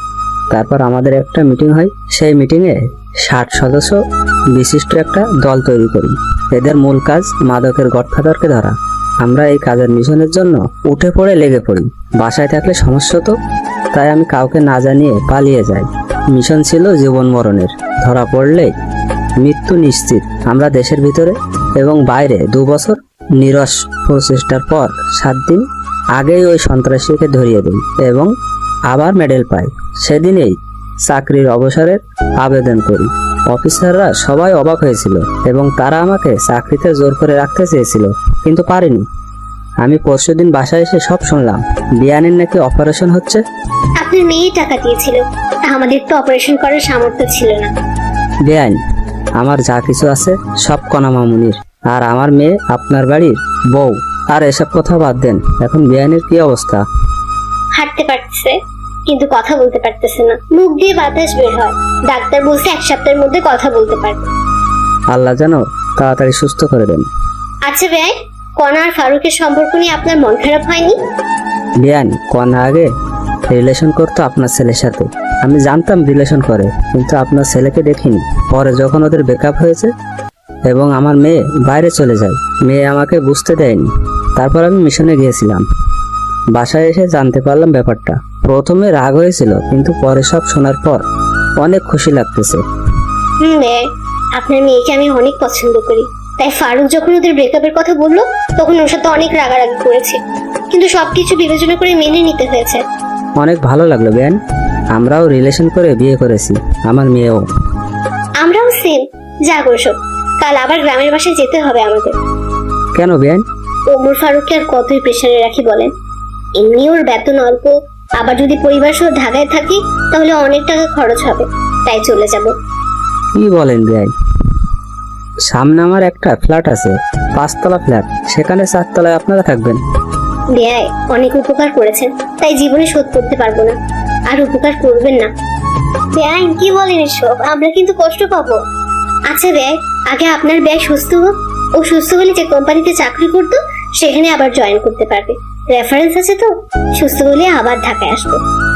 আচ্ছা ঠিক আছে, কিন্তু এদের বিয়ের ডেট ঠিক করতে হবে না? কিছুদিন যাক। তবুও কদিন পর? 6 মাস পর। কি বলো তুমি? আচ্ছা ঠিক আছে, এখন চলেন, সকালে খাবার খেতে হবে। আব্বু প্রচুর খিদে লাগছে, আর আমরা খেয়েই ঘুমাবো। ঘুম হয়নি রাতে। হারামজাদি আমার কাঁধে মাথা রেখে আরামসে ঘুমিয়েছে, আর এখন চাপা মারতেছে। সবাই ফ্রেশ হয়ে এসে টেবিলে বসো। আমি দেখি কনার আম্মুর রান্না কত দূর। তারপর আম্মু আর আব্বু গেস্ট রুমে গেল, সাথে আদনান আর আনাহাও। আর কনা আমাকে টেনে ওর রুমে নিয়ে গেল। আমি যেই রুমে ঢুকেছি সাথে সাথে কনা দরজা লাগিয়ে দিল। এই কি করো? তোমার কমিশনার বাবা আমার গুটলি ফাটাই দিবে। কিছুই বলবেন, এখন যাও ফ্রেশ হও আগে। ওকে। তারপর আমি বাথরুমে ঢুকলাম। 10 মিনিট পর একদম ফ্রেশ হয়ে বের হলাম। বের হয়ে দেখি কনা আগের কাপড় পরিবর্তন করে শাড়ি পরার বৃথা চেষ্টা করতেছে। আমি বাথরুম থেকে বের হয়েছি, কনা বুঝতে পারিনি। আমি হালকা কাশি দিলাম, সাথে সাথে কনা পিছনে ফিরে দেখলো আমি তো আবার ক্রাশ খেলাম। হালকা মেকআপ করেছে, উফ অসাধারণ লাগছে কনাকে। তখনই কুত্তা এমন করে কি দেখো, এখানে আসো। বলে ওর কাছে এসে আবার মন ভরে দেখতে লাগলাম। আমাকে শাড়ি পরিয়ে দাও। আচ্ছা। তারপর আমি কনার শাড়ির কুচি ধরলাম। ধবধবে পেট, নাভির 2 ইঞ্চি উপরে একটা তিল। আমি নিজেকে কন্ট্রোল করার চেষ্টা করতেছি, আর কনা সেটা বুঝতে পেরেছে। কনা আমার কাঁধে হাত রেখে আছে। আমি কুচি সুন্দরভাবে গুছিয়ে কোমরে গুছলাম। তখনই কণা আমার হাত চেপে ধরলো এবং মাথা পেটের সাথে চেপে ধরলো। আমি নিজেকে আর ধরে রাখতে পারলাম না, কণার মাথা শক্ত করে ধরে লিপ কিস করা শুরু করলাম। কণাও আর কন্ট্রোল করতে পারলো না, সেও রেসপন্স করা শুরু করলো। টানা কিস করতে করতে কণাকে কোলে করে বিছানায় নিয়ে গেলাম। বিছানায় ফেলে আবার কিস করা শুরু করলাম। তারপর গলায় কিস করতে লাগলাম। তখনই এই কুত্তা, আমাকে কি বিয়ের আগেই প্রেগন্যান্ট করতে চাও নাকি? ও শিট, সরি, আমি ব্যাপারটা বুঝতে পারিনি। দোষ আমার, আমি ইচ্ছে করেই তোমায় শাড়ি পরিয়ে দিতে বলেছি। আমি জানতাম তুমি ঠিক থাকতে পারবে না। তবে রে, হাও, আর আমি বাইরে চলো। চলো। আরে মুখ তো মুছে ফেলো, মুখে লিপস্টিক লেগে আছে। বলেই বাইরে চলে গেল। কি বলো? বলেই আয়নার সামনে গিয়ে দেখি সত্যি সত্যি লিপস্টিক লেগে আছে। তারপর আমি ভালো করে মুখ ধুয়ে বাইরে আসলাম। বাইরে এসে দেখি সবাই আমার জন্য টেবিলে অপেক্ষা করে বসে আছে। সামনে গিয়ে দেখি কণার পাশে টেবিলটাই মাত্র ফাঁকা আছে। খিদেও লাগছে, তাই আমিও বসলাম টেবিলে। হবু শাশুড়ি খাবার সার্ভ করলো আর আমি কোনো দিকে না তাকিয়ে খাওয়া শুরু করলাম। তখন নিচ থেকে সুরসুরি লাগলো। আমি বিড়াল মনে করে নিচে তাকালাম, দেখি নিচে কিছুই নেই। মাথা তুলে দেখি আমার প্লেটেও কিছুই নেই। আমার প্লেটের মাংস কে জানি তুলে নিয়েছে। কণার মুখের দিকে তাকালাম, দেখি কণা মুচকি মুচকি হাসতেছে। আমিও বুঝতে পারলাম গন্ডগোলটা কোথায়। খাওয়াই হলো না আমার। সামনে তাকিয়ে দেখি সবার খাওয়া শেষ। লজ্জায় আবার চাইতেও পারছি না, তাই পেটে ক্ষুধা নিয়ে হাত ধুয়ে উঠে আসলাম। কণাও উঠে ওর আম্মুর কাছে গেল। আমি আম্মুকে বলে কণাকে না জানিয়ে আমার ভাড়া বাসায় চলে গেলাম। যাওয়ার সময় সাথে করে বিরিয়ানি নিয়ে গেছিলাম। সেগুলো খেয়ে ফোন বন্ধ করে চার্জে দিয়ে 11টার সময় দিলাম ঘুম থেকে উঠলাম বিকেল 4টায়। উঠে ফ্রেশ হয়ে ফোন অন করলাম। ফোন অন করে আমি অবাক হয়ে গেলাম।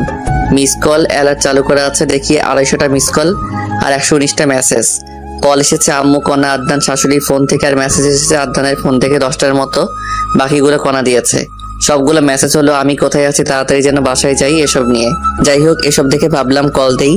দেখলাম ফোনে টাকা নেই, তাই বিকাশ অ্যাপস থেকে টাকা লোড দেওয়ার জন্য ডাটা অন করলাম। সাথে সাথেই দেখি মেসেঞ্জার, হোয়াটসঅ্যাপ, টেলিগ্রাম সবখানে কণার মেসেজ। টাকা লোড দিয়ে কল দিলাম কণার কাছে। কল দেওয়া মাত্র কল ধরলো, মনে হয় তার জন্য বসেছিল। কি করো? জানোয়ার, কোথায় তুই? রেগে আছো খুব? তাই বলবো না। রাখবে না। তোমার ফোন বন্ধ কেন? হ্যাঁ, হবু স্বামীর সাথে কেউ এভাবে কথা বলে? ঘন্টা, এবার বলো কোথায় তুমি এখন? ঘুম হয়নি তো, তাই যে বাসায় থাকতাম সেখানে এসে ফোনটা চার্জে দিয়ে ঘুমিয়েছিলাম। লোকেশন দাও, আমি যাচ্ছি। পাগল নাকি? তোমার সতীন তোমার সাথে মারামারি করার জন্য বসে আছে। দেখো, তুমি জানো আমার রাগ কেমন, রাগিও না আমায়। ওকে, জায়গায় আসো। ওকে। আমি ফোন কেটে দিয়ে বিছানায় বসে ফেসবুকের নোটিফিকেশন চেক করতেছি। তখনই কণার আইডি সামনে আসলো। দেখলাম রিলেশনশিপ স্ট্যাটাস দিয়ে, relationship with MD Omar Faruk. আমি দেখে মুচকি আসলাম। পাগলি একটা, আমায় অনেক ভালোবাসে। জীবনে কিছু না পেলেও মনের মতো মা বাবা আর জীবন সঙ্গী পেলাম। আল্লাহর কাছে লাখ লাখ শুক্রিয়া। তারপর ফেসবুকের ভিডিও দেখতে লাগলাম। প্রায় 30 মিনিট আমার ফোনে কণার ফোন নাম্বার থেকে কল আসলো। কল ধরলাম, তখন কণা আমায় আমার দেওয়া ঠিকানায় যেতে বলল। আমি গিয়ে ওকে নিয়ে আসলাম। রুমের মধ্যে ঢুকা মাত্র কণা এসে ঠাস করে আমার গালে একটা চড় মারলো। চড় মারার পরই আমায় জড়িয়ে ধরে কান্না করতে লাগলো। আমিও জড়িয়ে ধরে, নিজে থাপ্পড় মারলে আবার নিজেই কান্না করছো কেন? চুপ করো। তুমি যে বাসায় আসছো আমায় বলে আসতা। আমি মনে করেছি টেবিলে তোমার খাবার মেরে দিয়েছি, এই জন্য তুমি রাগ করে বাসায় এসেছো। আমি অনেক কান্না করেছি। আমি তো আম্মুকে বলেই আসলাম। তুমি নাকি বলেছো বাইরে যাচ্ছ, কিন্তু এতক্ষণ লাগে নাকি? তাই চিন্তা হচ্ছিল আমার। না বলে আসার জন্য দুঃখিত। হয়েছে, তোমার জন্য খাবার নিয়ে এসেছি। আচ্ছা, তুমি খাইয়ে দাও। পাবো না। তাহলে আমার খিদে নেই। আচ্ছা শয়তান, আসো। তারপর কণা আমায় খাইয়ে দিতে লাগলো, আবার আমি ওকে খাওয়াচ্ছি। তখনই আমাদের বাসার মালিক আসলো। বাসার মালিকের সাথে আমার সম্পর্ক ভালো। বাড়িওয়ালা এসে, কি ফারুক, কি খবর তোমার? দুদিন থেকে দেখাই যাচ্ছে না, ঘটনা কি? ভাই, আব্বুর অপারেশনের জন্য বাইরে গেছিলাম। এনিকে ভাবি নাকি? আপনার ভাবি। হাফ নাকি ফুল? পরে বলবো। আচ্ছা, পরে শুনবো। এখন বাড়ি ভাড়া কবে দিবা? কাল দিব ভাই। আচ্ছা, তাহলে আমি যাই। বাড়িওয়ালা চলে গেল। কণা আমায় রেডি হতে বলল। আমি তৈরি হয়ে নিলাম। আজ আব্বু, আম্মু, ছোট বোন আনহা আর চাচাতো ভাই আদনান বাসায় যাবে। ওদেরকে বাসে তুলে দিতে হবে। আমি রেডি হয়ে রুমে তালা দিয়ে বের হলাম। কণা আর আমি রিক্সা নিয়ে কণার বাসায় গেলাম। বাসায় যাওয়া মাত্র তোর কি আক্কেল জ্ঞান নেই? তুই বাইরে গেছিস, কণাকে বলা লাগবে না? তোমাকে তো বললাম আম্মু। তুই বলেছিস তুই বাইরে যাচ্ছিস, কিন্তু তুই যে তোর মেসেজ যাবি সেটা তো বলিসনি। আর তোর ফোন বন্ধ ছিল, তাই কণা কান্নাকাটি করে অবস্থা খারাপ করেছিল। বাদ দাও, তোমরা রেডি হয়েছো? প্রায়। বাস কয়টায়? রাত 9টায়, এখন 6:30 বাজে। তাহলে সমস্যা নেই। খেয়েছো তোমরা? তোর জন্য বসে আছি। চলো। সন্ধ্যা 7টার দিকে সবাই মিলে একসাথে বসে খেলাম। খাওয়া শেষে সবাই কণার আব্বু আম্মুর কাছ থেকে বিদায় নিয়ে রওনা দিলাম। আমি আব্বু আম্মু ভাই বোনদের গাড়িতে তুলে দিয়ে কণার বাসায় রেখে মেসে যাব। যাই হোক, স্টেশনে গিয়ে বসে আছি। কণা, আম্মু আর আনহান গল্প করতেছে। অত্যন্ত গরম এখন, তাই আম্মু আমাকে পানির বোতল আনতে বলল। আমি রাস্তা পার হয়ে একটা দোকানে গেলাম। দোকানে প্রচুর ভিড়, তাই দাঁড়িয়ে আছি। আর ওদিকে আম্মু, তুমি আবার কবে আসবা? তোর শ্বশুর সুস্থ হলে? আম্মু, আমরা কিন্তু এখনো আলাদা বাসায় থাকতে পারি। আমি আর আপনার ছেলে চাকরি করি কেন?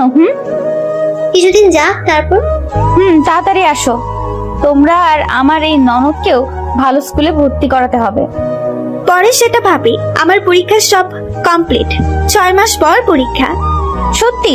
তাহলে আমি তোমার পরীক্ষার আগে যাব ওখানে। আচ্ছা ভাবি, আসিও, অনেক মজা হবে। যাই হোক, ওরা এমন আরো কথা বলতেছে।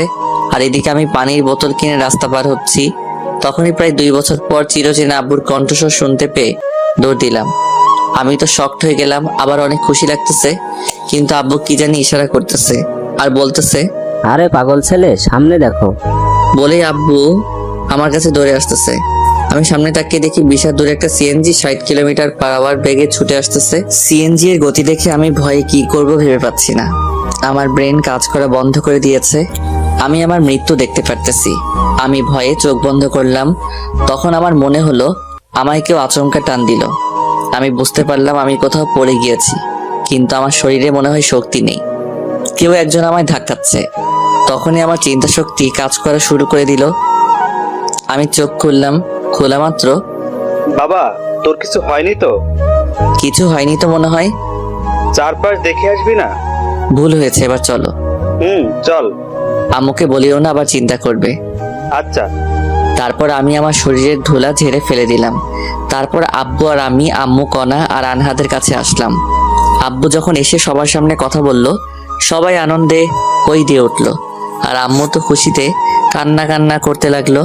তখনই, এই একসাথে এত খুশি কোথায় রাখি? তুমি যাও, বাবার কর্ণফুলের রস নিয়ে আসো। ওকে, যাচ্ছি বলেই যেতে লাগলাম। কোথায় যাচ্ছিস? ফলের রস নিয়ে আসি। লাগবে না। আব্বু নিয়ে আসুক না।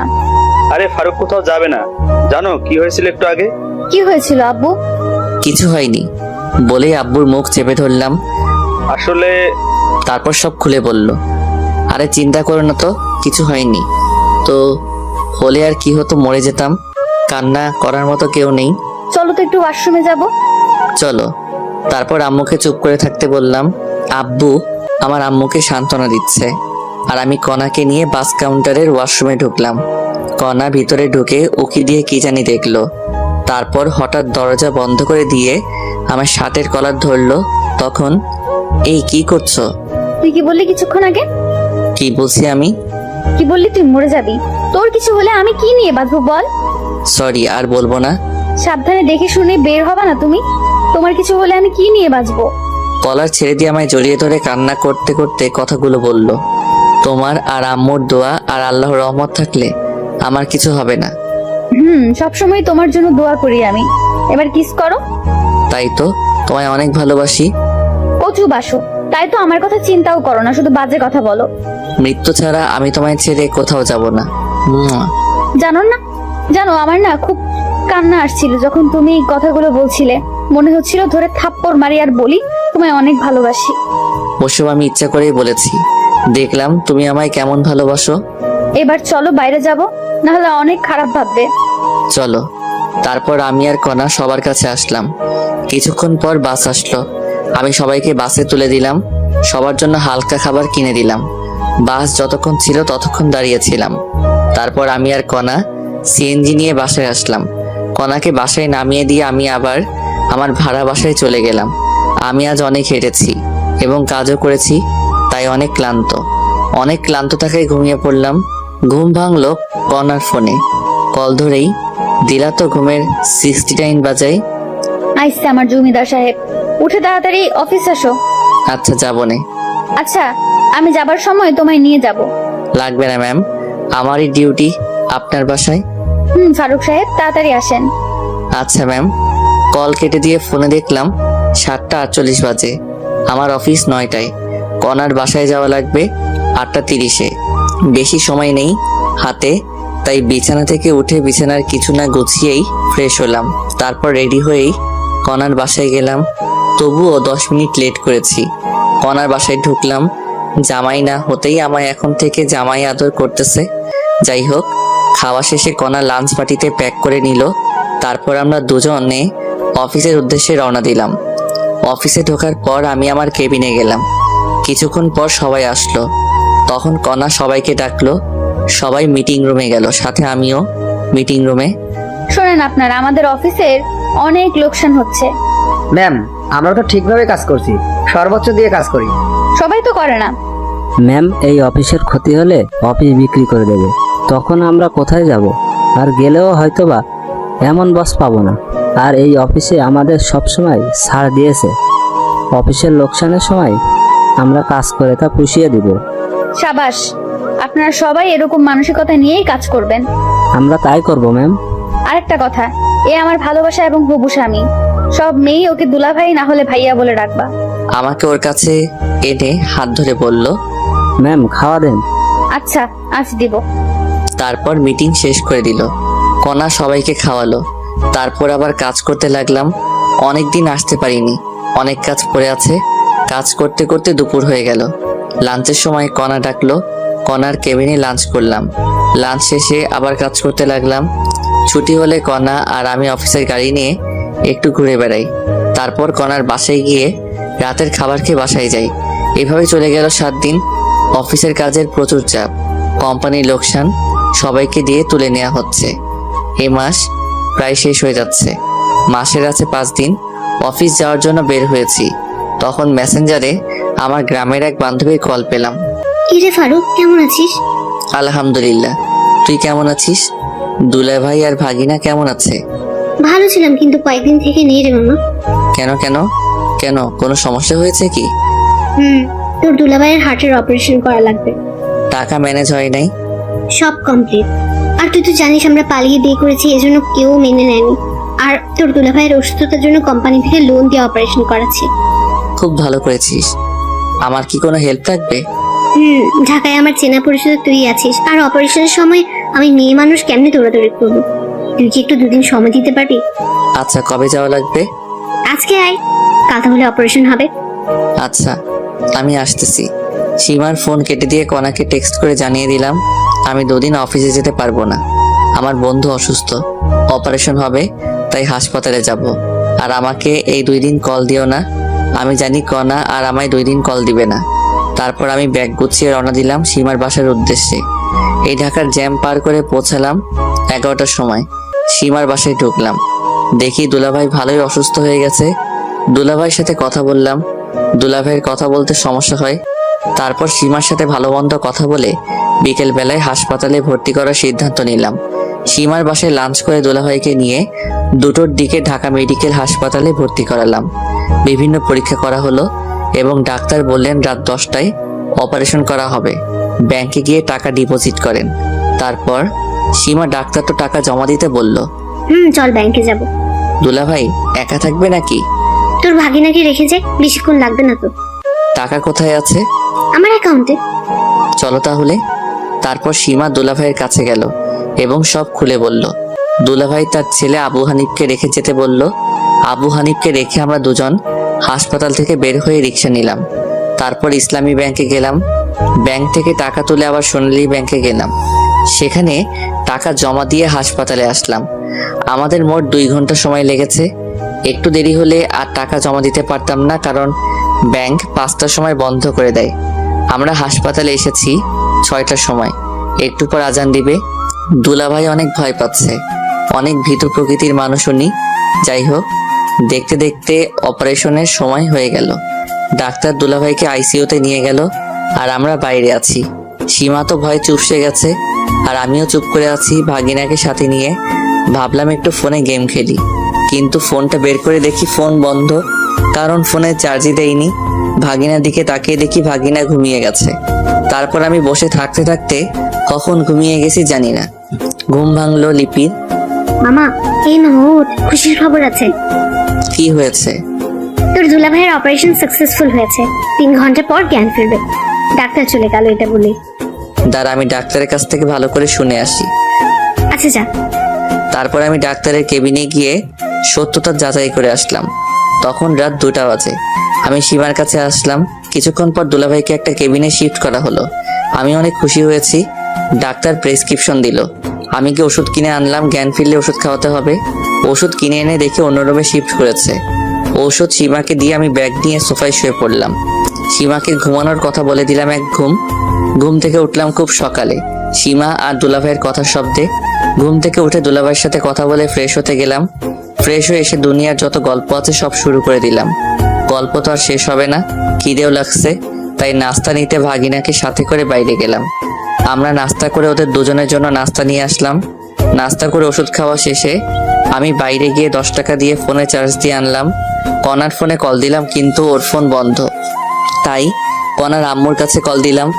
কনা নাকি ওর মামার বাসায় ঘুরতে গেছে, 7 দিন পর আসবে। কনার সাথে কথা বলতে পারলাম না জন্য খারাপ লাগছে।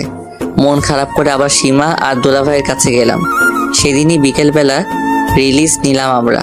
ওখানে থাকলে একদিনে 10,000 টাকা খরচ হবে, তাই রিলিজ নিয়ে লিপিতের ভাড়া বাসায় আসলাম। সীমার ওখানে রাতের খাবার খেয়ে আমার বাসায় আসলাম। আবার পরের দিন থেকে অফিসে গেলাম। অফিসে গিয়ে কিছু ভালো লাগে না, মন শুধু কনাকেই খুঁজে বেড়াচ্ছে।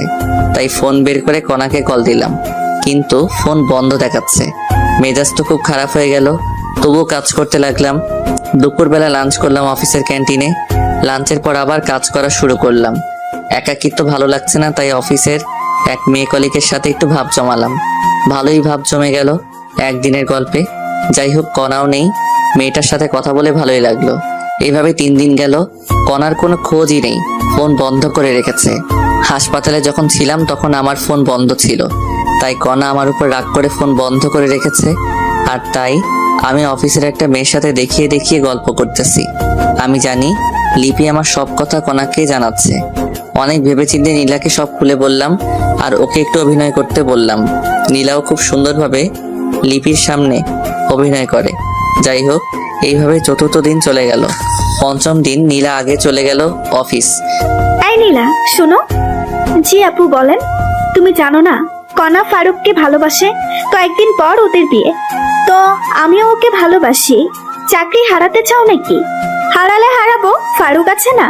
আর কনা ম্যাম ওনাকে কি ভালোবাসে যে কয়েকদিন থেকে কল ধরে না? আরে আবার, কনা ফারুকের গ্রামের বাসায় গেছে। আগামী 7 দিনের মধ্যে ওদের বিয়ে হবে। ও আপু, আসলে আমাদের মাঝে কিছুই নেই। ভাইয়া অনেক ভয়ে ছিল যে ম্যাম বোধহয় রাগ করে চলে গেছে, আর ম্যামের ঠিকানা কেউ দিচ্ছিল না। তাই ভাইয়া প্ল্যানটি করে, কারণ ভাইয়া জানে আপনি সব কথাই কনা ম্যামকে বলবেন। তাই নাকি? ফারুক ভাইকে যতটা ফাজিল ভাবতাম, উনি তো দেখি তার চেয়েও বেশি ফাজিল। হ্যাঁ আপু, আর আমার চাকরির যেন কিছু না হয়। যাও, তোমার 7 দিনের ছুটি। এই 7 দিন অফিসের ধারে কাছেও আসবে না। ফারুক ভাই কল দিলে বলবা গ্রামের বাসায় গেছো, আমরা একটু এইদিকে মজা নেই। আচ্ছা আপু। তারপর নীলা চলে গেল। আমি অফিসে ঢুকে দেখলাম কনাও নেই, নীলাও নেই। তারপর লিপিকে গিয়ে ধরলাম। কনা কোথায়? জানি না আমি। ভালো। আর একটা কথা শুনে রেখো, কনা ফিরে এসে আমায় খুঁজে পাবে না। ভাইয়া এইসব কথা বলবেন না, আপনাকে সারপ্রাইজ দেওয়ার জন্য কনা এইসব করতেছে। তাই নাকি? একটু টাচ দিবা। সারপ্রাইজ ভালো নাকি খারাপ? সুন্দর সারপ্রাইজ ভাইয়া। তাহলে আমি নিশ্চিন্তে থাকলাম। আর নীলাকে চাকরি থেকে বের করে দিও না আবার। কেন? ওকে তো বের করে দিব। থাপ্পড় খাবা। আমি ওকে অনেক অনুরোধ করাই অভিনয় করতে রাজি হয়েছিল। আর ওর বয়ফ্রেন্ড আছে। তোমার আপুর মতো সন্দেহ করো না আবার। হোক, আর আজ আমার সাথে লাঞ্চ করবেন। আমি মেয়েদের সাথে লাঞ্চ করি না। কনা বোধহয় ছেলে। বেশি বোঝো কেন? আমায় ছুটি দাও, আমি বাসায় যাব। আপনার অফিস না করলেও চলবে। শালি আছে না, ওখান থেকে নিজের কেবিনে গেলাম। দুপুর পর্যন্ত কাজ করে বাসায় আসলাম।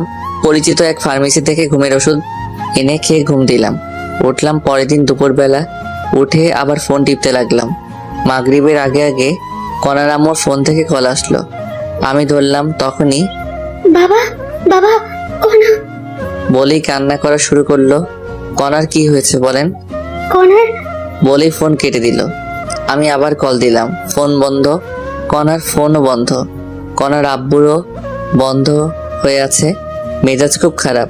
ট্রাউজার পরা অবস্থায় মোবাইল নিয়ে দিলাম দৌড়। রিক্সা করে কনার বাসায় গেলাম।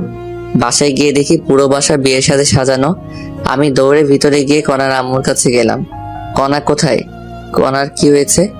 ওর আজ বিয়ে বাবা, অন্য একটা ছেলের সাথে। ওই ছেলেটাকে ভালোবেসে ফেলেছে এই কয়েকদিনে। কি বলেন আপনি? আর আমি কি? বাবা, আমার কাছে কিছু বলে লাভ নেই, কণার কাছে যাও। কণা ওর রুমে। আমি এক দৌড়ে কনার রুমে গেলাম, গিয়ে দেখি ওকে সাজানো হচ্ছে। আমি সবাইকে বাইরে যাওয়ার অনুরোধ করলাম। সবাই বাইরে গেল আর আমি দরজা লাগিয়ে দিলাম। কনা এগুলো কি কি শুনছি আমি? যা শুনছো তাই সত্যি। আমি বিয়ে করতেছি অন্য ছেলেকে। আমার অপরাধ কি? ভিখারির ছেলের শখ দেখ। ওই ছেলে আমার ক্রাশ ছিল, অনেক প্রপোজ করেছি কিন্তু রাজি হয়নি। 2 দিন আগে রাজি হয়েছে। ও ভালো। ম্যাম, আপনি সুখে থাকলে আমি খুশি। আর আপনার টাকা কিছুদিন গেলেই দিয়ে দিব। লাগবে না, তোর পরিবারকে ওই টাকা দান করে দিলাম। ম্যাম, লাগবে না, আমি শোধ করে দিব। ভালো থাকবেন, সুখে থাকবেন, আর জীবনে দেখা হবে না আপনার সাথে। বলেই ওর দেয়া আংটি খুলে ওর হাতে দিয়ে রুমের দরজা খুলে কান্না করতে করতে সিঁড়ি দিয়ে নামলাম। নেমেই ফার্মেসিতে গিয়ে 4 পাতা ঘুমের ওষুধ সিস্টেম করে কিনে বাসায় গেলাম। সাথে 4 প্যাকেট সিগারেটও নিলাম। বাসায় গিয়ে শুয়ে পড়লাম। কি করব ভেবে পাচ্ছি না। ভাবতেছি আত্মহত্যা করব, আবার বাবা মায়ের মুখের দিকে তাকিয়ে করতে মন চাচ্ছে না। আমি পানি আনলাম, ঘুমের ওষুধ খেয়ে শুয়ে যাব। ঘুমানোর আগে কনাকে দেওয়ার জন্য একটা মেসেজ লেখা শুরু করলাম। তখনই আমার ফোনে কনার ফোন থেকে কল আসলো। আবার কল দিচ্ছ কেন? বললাম না আমি কোনোদিন তোমায় ডিস্টার্ব করব না। প্যাক প্যাক না করে তোমার দরজা খুলে দাও। আমি ঘুমাচ্ছি, দরজা খুলতে পারবো না। খুলবি নাকি 999 কল দিব? দরজার সামনে কে? খুলে দেখ আগে। ফোন কেটে দিয়ে দরজা খুলে দেখি আমার আব্বু আম্মু আর কনার আব্বু আম্মু দাঁড়িয়ে। আরে আপনারা ভিতরে আসুন। আসতেছি। তারপর সবাই বসলো আমার বিছানায়। আমি চেয়ার নিয়ে আসলাম। তখনই বাবা, আমরা কখনো কল্পনাও করতে পারিনি এমন কিছু হবে। আরে আঙ্কেল, কি করছেন আপনি? আমি আপনার ছেলের মতো, আর আপনার এখানে করার কিছুই নেই। তবুও আমাদের অনেক খারাপ লাগছে বাবা। আন্টি, আমি কনাকে ভালোবেসেছি। আমি চাইবো অবশ্যই সে সুখে থাকুক। আর কনা এখন তার মনের মতো পাত্র পেয়েছে আর সুখে থাকবে, এতেই আমি খুশি। তাহলে তুমি একটা মেয়ে দেখে বিয়ে করো। আমি আর বিয়ে করতেছি না। কেন বাবা? অত্যন্ত পার্সোনাল আঙ্কেল। আর আপনার মেয়ের বিয়ে আর আপনার এখানে অনেকে আবার অন্য কিছু ভাববে। ভাবলাম তুমি যদি আবার কোনো অঘটন ঘটাও, তাই আশা। আমি আত্মহত্যা করলে আমার বাবা মার কি হবে? সারা জীবন না হয় কনার ছবি সাথে নিয়ে থাকবো। আচ্ছা, আপনারা থাকেন, আমি কিছু নিয়ে আসি। কোথাও যাওয়া হবে না। আমার কলার ধরে দরজা দিয়ে ভিতরে ঢুকলো। আমি কিন্তু কিছুই করিনি, ভয়ের ঠেলায় চেয়ারে বসে আছি। সেটা জানা আছে, এখন বসে থাকো তুমি। দুলাভাই, কেমন দিলাম সারপ্রাইজ? কারো ফাটে কেউ হাসে, কেমনটা লাগে? আমার কথা শুনে সবাই হাসতে লাগলো। তারপর কাজী রুমে প্রবেশ করলো, সাথে ইমাম আর মুয়াজ্জিন। আমার 2 রুম মানুষ দিয়ে ভর্তি হয়ে গেল। তখনই আঙ্কেল, প্রেমিকার বিয়ে, প্রেমিকের সামনে পড়াবেন নাকি? আমি বাইরে যাচ্ছি। আরে গাধা, তোর সাথেই কণা মামনির বিয়ে। তাহলে যে বললো কনার একজনকে ভালোবাসে। আমি সব বলবো, কিন্তু পরে বলবো। আচ্ছা, তোমাকে শিক্ষা দিব আমি কি জিনিস। যাই হোক, অনেক কাহিনী শেষে বিয়ে পড়ানো শেষ হলো। আবার কার আসলো, আমাদের সবাইকে আমার কনাতের বাসায় নিয়ে যাওয়া হলো। সেখানে গিয়ে দেখি আমার ভার্সিটির সব বন্ধুই আছে। ওদের সাথে অনেক দিন থেকে দেখা হয় না, কথাও হয় না। আমি তো ওদের দেখে অনেক খুশি। আমার সব বন্ধু বিয়ে করেছে, অনেক বাচ্চাও আছে। আর আমার বন্ধুদের সাথে আমি ইচ্ছা করে যোগাযোগ করিনি। যাই হোক, আমার বাসায় রেজিস্ট্রি হলো, এখানে কবুল বলানো হলো। রাত 2টার দিকে বিয়ে পড়ানো, খাওয়া দাওয়া শেষ। তারপর আবার আমাদের গাড়িতে করে নিয়ে যাওয়া হচ্ছে, কনা আর আমি পাশাপাশি। বুঝলাম না কোথায় যাচ্ছি আমরা। আমাদের বর্তমান ঠিকানায়। বুঝলাম না। তোমায় বুঝতে হবে না। আমাদের 5তলা বাসায় 2য় তলা আমাদের থাকার জন্য ফাঁকা করা হয়েছে। এখন থেকে আমি, তুমি, আমার শ্বশুর শাশুড়ি মা সবাই একসাথে এখানে থাকবো। সত্যি? বলে জড়িয়ে ধরে কিস করলাম। পরে যখন সন্ধ্যার কথা মনে হলো ছেড়ে দিলাম। জানি মন খারাপ করেছো, তোমায় বাসর ঘরে সব খুলে বলবো। হুম। দেখো, তোমার বিকাশে টাকা দিয়েছি, কোনো দোকান দেখে ক্যাশ আউট করো। তোমাকে আজ খসাবে সবাই। কেন? আনহার লিপি বাসর ঘর সাজিয়েছে, তার জন্য টাকা দেওয়া লাগবে না? আদনান লাইটিং করেছে, তার জন্য টাকা দিতে হবে না? না, আমি কিছুই দিব না। মন খারাপ করে সিটে হেলান দিলাম। আচ্ছা। বলেই কাঁধে হেলান দিল। আমি আর ওকে সরিয়ে না দিয়ে শুয়ে থাকলাম। কিছুক্ষণ পর একটা 5 তলা বাসার সামনে আসলাম। বাড়িটা লাইটিং করা। আমার বুঝতে বাকি থাকলো না আমরা কোথায় এসেছি। আমি নিজে সোজা সিঁড়ি দিয়ে উঠতেছি, তখনই এই জমিদারের পোলা, তোর বউকে কে নিয়ে যাবে? হেঁটে আসবে। আমি হেঁটে যাচ্ছি। তারপর কণা উঠতে ধরলো। কাপড় লম্বার মাটিতে লেগে থাকার কারণে পায়ের সাথে লেগে পড়ে গেল। সাথে সাথে আমি দৌড়ে নিচে নেমে আসলাম। ব্যথা পেয়েছো? না। কোলে করে নিয়ে যা, হারামজাদা। দেখিস না হাঁটতে পারতেছে না? তারপর ভদ্র ছেলের মতো কণাকে কোলে নিলাম। তারপর সিঁড়ি দিয়ে ওঠা শুরু করলাম। সবাই হাততালি দিচ্ছে আর কণা আমার হাতে কামড় দিল। আরে করো কি, ফেলে দিব কিন্তু। মার খাবে নাকি? চুপচাপ নিয়ে চলো। তারপর আমি দোতলায় উঠলাম কণাকে কোলে নিয়ে। আমার বাসর ঘরে ঢুকতে দেয়া হলো না। আমায় সোফায় বসায় রাখা হলো আর কণাকে লিপি এবং আনহা মিলে একটা রুমে নিয়ে গেল। আমি সোফায় বসে থাকতে থাকতে বিরক্ত হয়ে গেলাম। সাথে সাথে ফ্রি ফায়ার বের করে খেলা শুরু করলাম। জানি না কতক্ষণ গেছে। কিছুক্ষণ পর আনহা এসে আমার ফোন কেড়ে নিল। ফোন দে, মাইনাস লাগলে ফাটাবো তোকে। আমি খেলতেছি, তুই রুমে যা, তোর জন্য ভাবি বসে আছে। ভাবি হয় একটু সময় দে, আমি ম্যাচটা শেষ করি। যা বলছি, না হলে আব্বু এসে থাপ্পড় মারবে। ইয়ে মানে আনহা, রুম কোনটারে? আজকেই প্রথম আসলাম তো এই বাসায়। টাকা দে আগে। ভাগ লাগবে না, আমি যাবই না। কিছু তো দে। ধর। ভাই রুমে যা। আচ্ছা। তারপর আমি রুমে গেলাম। দরজার সামনে গিয়ে হালকা কাশি দিলাম। সাথে সাথে লিপি আসলো। দুলা ভাই টাকা দেন। আনহাকে দিয়েছি। কত দিছেন? 2। আরো 1000 দেন। তোমারই বোনের টাকা, নাও, সমস্যা নেই। হোক, তবুও দেন। তারপর লিপিকে 1000 দিয়ে রুমে ঢুকলাম। তারপর দরজা বন্ধ করলাম। কণা এসে আমায় সালাম করে গেল। আমি ওর সাথে কোনো কথা না বলে একটা বালিশ আর একটা কম্বল নিয়ে সোফায় গিয়ে শুয়ে পড়লাম। কিছুক্ষণ পর কান্নার আওয়াজ পেলাম। উঠে গিয়ে, কান্না করবা না, ঘুমাতে দাও। তুমি সোফায় ঘুমাচ্ছ কেন? এমনি ভালো লাগছে না তাই। তুমি কি চাও আমি চলে যাই? চুপ করে আছি, যে রাগী চলে গেলে আর আসবেই না, তাই চুপ করে আছি। আচ্ছা যাচ্ছি। বলেই দরজার দিকে রওনা দিল। কোথাও যাওয়া লাগবে না বলেই হাত টেনে ধরলাম। কণার সাথে সাথে আমায় জড়িয়ে ধরলো। তারপর কি হয়েছে সেটা বলবা প্লিজ? জানো সন্ধ্যায় কি হয়েছিল? আমার মাথায় যে টেনশন ছিল, ভাগ্য ভালো আসার পথে গাড়ির নিচে মাথা দেয়নি। এমন পাগলামো কথা আর বলবা না। আর সত্যি জানলে তুমি রাগ করবা না, সেটা আমি জানি। তাহলে বলো সেটা। শোয়ার পর তোমার বুকে শুয়ে পড়বো। ঠিক আছে, এই ভারী শাড়ি পরিবর্তন করো আগে আর পাতলা শাড়ি পরো। খালি অন্য ধান্দা। তোমার যা ইচ্ছা পরো। ওকে। তারপর আমি বাথরুমে গিয়ে টি শার্ট আর ট্রাউজার পরলাম। পরে কণা গেল। নীল কালারের জামা পাজামা পরেছে। লাইটের আলো অনেক সুন্দর লাগতেছে। মনে হয় এখনই কোনো ঘটনা ঘটাই। তারপর লাইট অফ করে দিলাম। মাথাটা আমায় জানতেই হবে। আমি শুয়ে পড়লাম আর কণা আমার বুকে মাথা রেখে শুয়ে পড়লো। এবার বলো কি হয়েছে। শোনো তাহলে, তোমাকে সেদিন আব্বু একটা মেয়ের সাথে রিক্সায় দেখেছে। আব্বু এসে অনেক রাগারাগি করে। তারপর আমি ওই হসপিটালে গিয়ে খোঁজ নিয়ে দেখি ওই মেয়ে তোমার বান্ধবী হয়। তারপর আমি সবাইকে বুঝিয়ে বলি।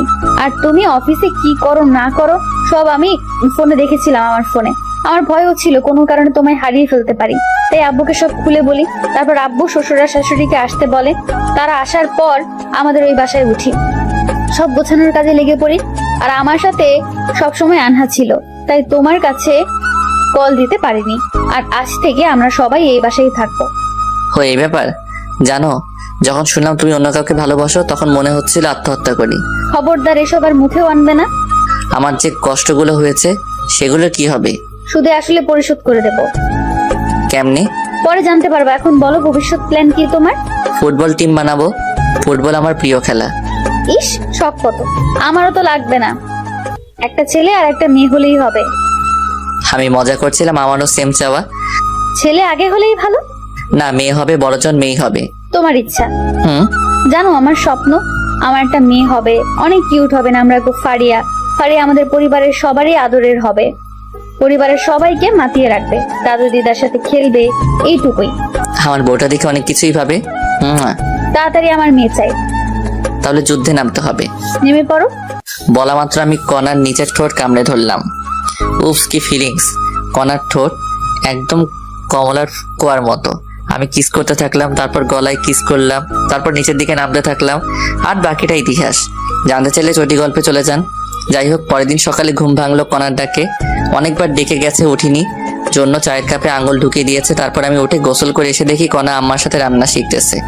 সকালের নাস্তা কণা আর আম্মু বানিয়ে দিল। সকালে নাস্তা করে গল্প, তারপর লাঞ্চের পর রাতের খাবার, এভাবে ঘুরে বেরিয়ে গেল 7 দিন। আজ থেকে অফিস আছে। সকালবেলা কণাকে আম্মু রান্না করে ঢুকতে দেয় না, তবুও কণা জোর করে ঢুকে। সকালে রান্নার সময় থাকে কিন্তু রাতে থাকতে পারে না। এইভাবে সকালবেলা অফিসে যাওয়া, অফিসের কাজ করা, রাতে আবার বাসায় আসা। আর আব্বু এখন চাকরি করে আর কণাকে বাসায় রাখা হয়েছে। 1 মাস পর পরীক্ষা। যাই হোক, এভাবে কেটে গেল 3টি বছর। 3 বছর পর অফিস বন্ধের দিন সকালে পাপ্পা ও তো তাড়াতাড়ি আম্মু লাঠি নিয়ে আসতেছে। আসুক মামনি। পাপা আর তোতেই যাবো। আজ তোমার দাদু, দিদা, ফুপি, তোমার মামি সহ ঘুরতে যাব কি মজা। বলে ওর দাদুর কাছে গেল। আমার বিয়ের 2 বছর পর ফারিয়া আমাদের পরিবারে আসে। ফারিয়া অনেক কিউট। সারাদিন সবাইকে দৌড়ের উপর রাখে। আর আনহা মেডিকেলে পড়ে এখন। আমি ব্রাশ করে রান্নাঘরে গেলাম। আমি যাওয়া মাত্র আম্মু অজুহাত দিয়ে চলে গেল। আম্মুও বুঝতে পারছে। আমি কণাকে পিছন থেকে জড়িয়ে ধরলাম। কণার সাথে সাথে নড়াচড়া বন্ধ করে দিল। কি করো, আম্মু আসবে। আরে আসবে না। কি শুরু করছো? শুরুই করলাম না। ঠিক আছে, যাচ্ছি। দাঁড়াও, বাজার করে এনে দাও। আচ্ছা, লিস্ট দাও। দাঁড়াও। তারপর আমি ব্যাগ নিয়ে বের হলাম। তখনই কণা আমায় ডেকে রান্নাঘরে নিয়ে গেল। লক্ষ্মী ছেলের মতো বাজার করবা, রাস্তা দেখে পার হবা। তারপর আমি বাজারে গিয়ে লিস্ট অনুযায়ী বাজার করলাম। বাজার নিয়ে বাসায় আসলাম লাঞ্চের দিকে। বাসায় এসে গোসল করে টেবিলে বসলাম। আমাদের অভ্যাস হয়ে গেছে, সবাই আম্মুর হাতে তোলা ভাত খাই।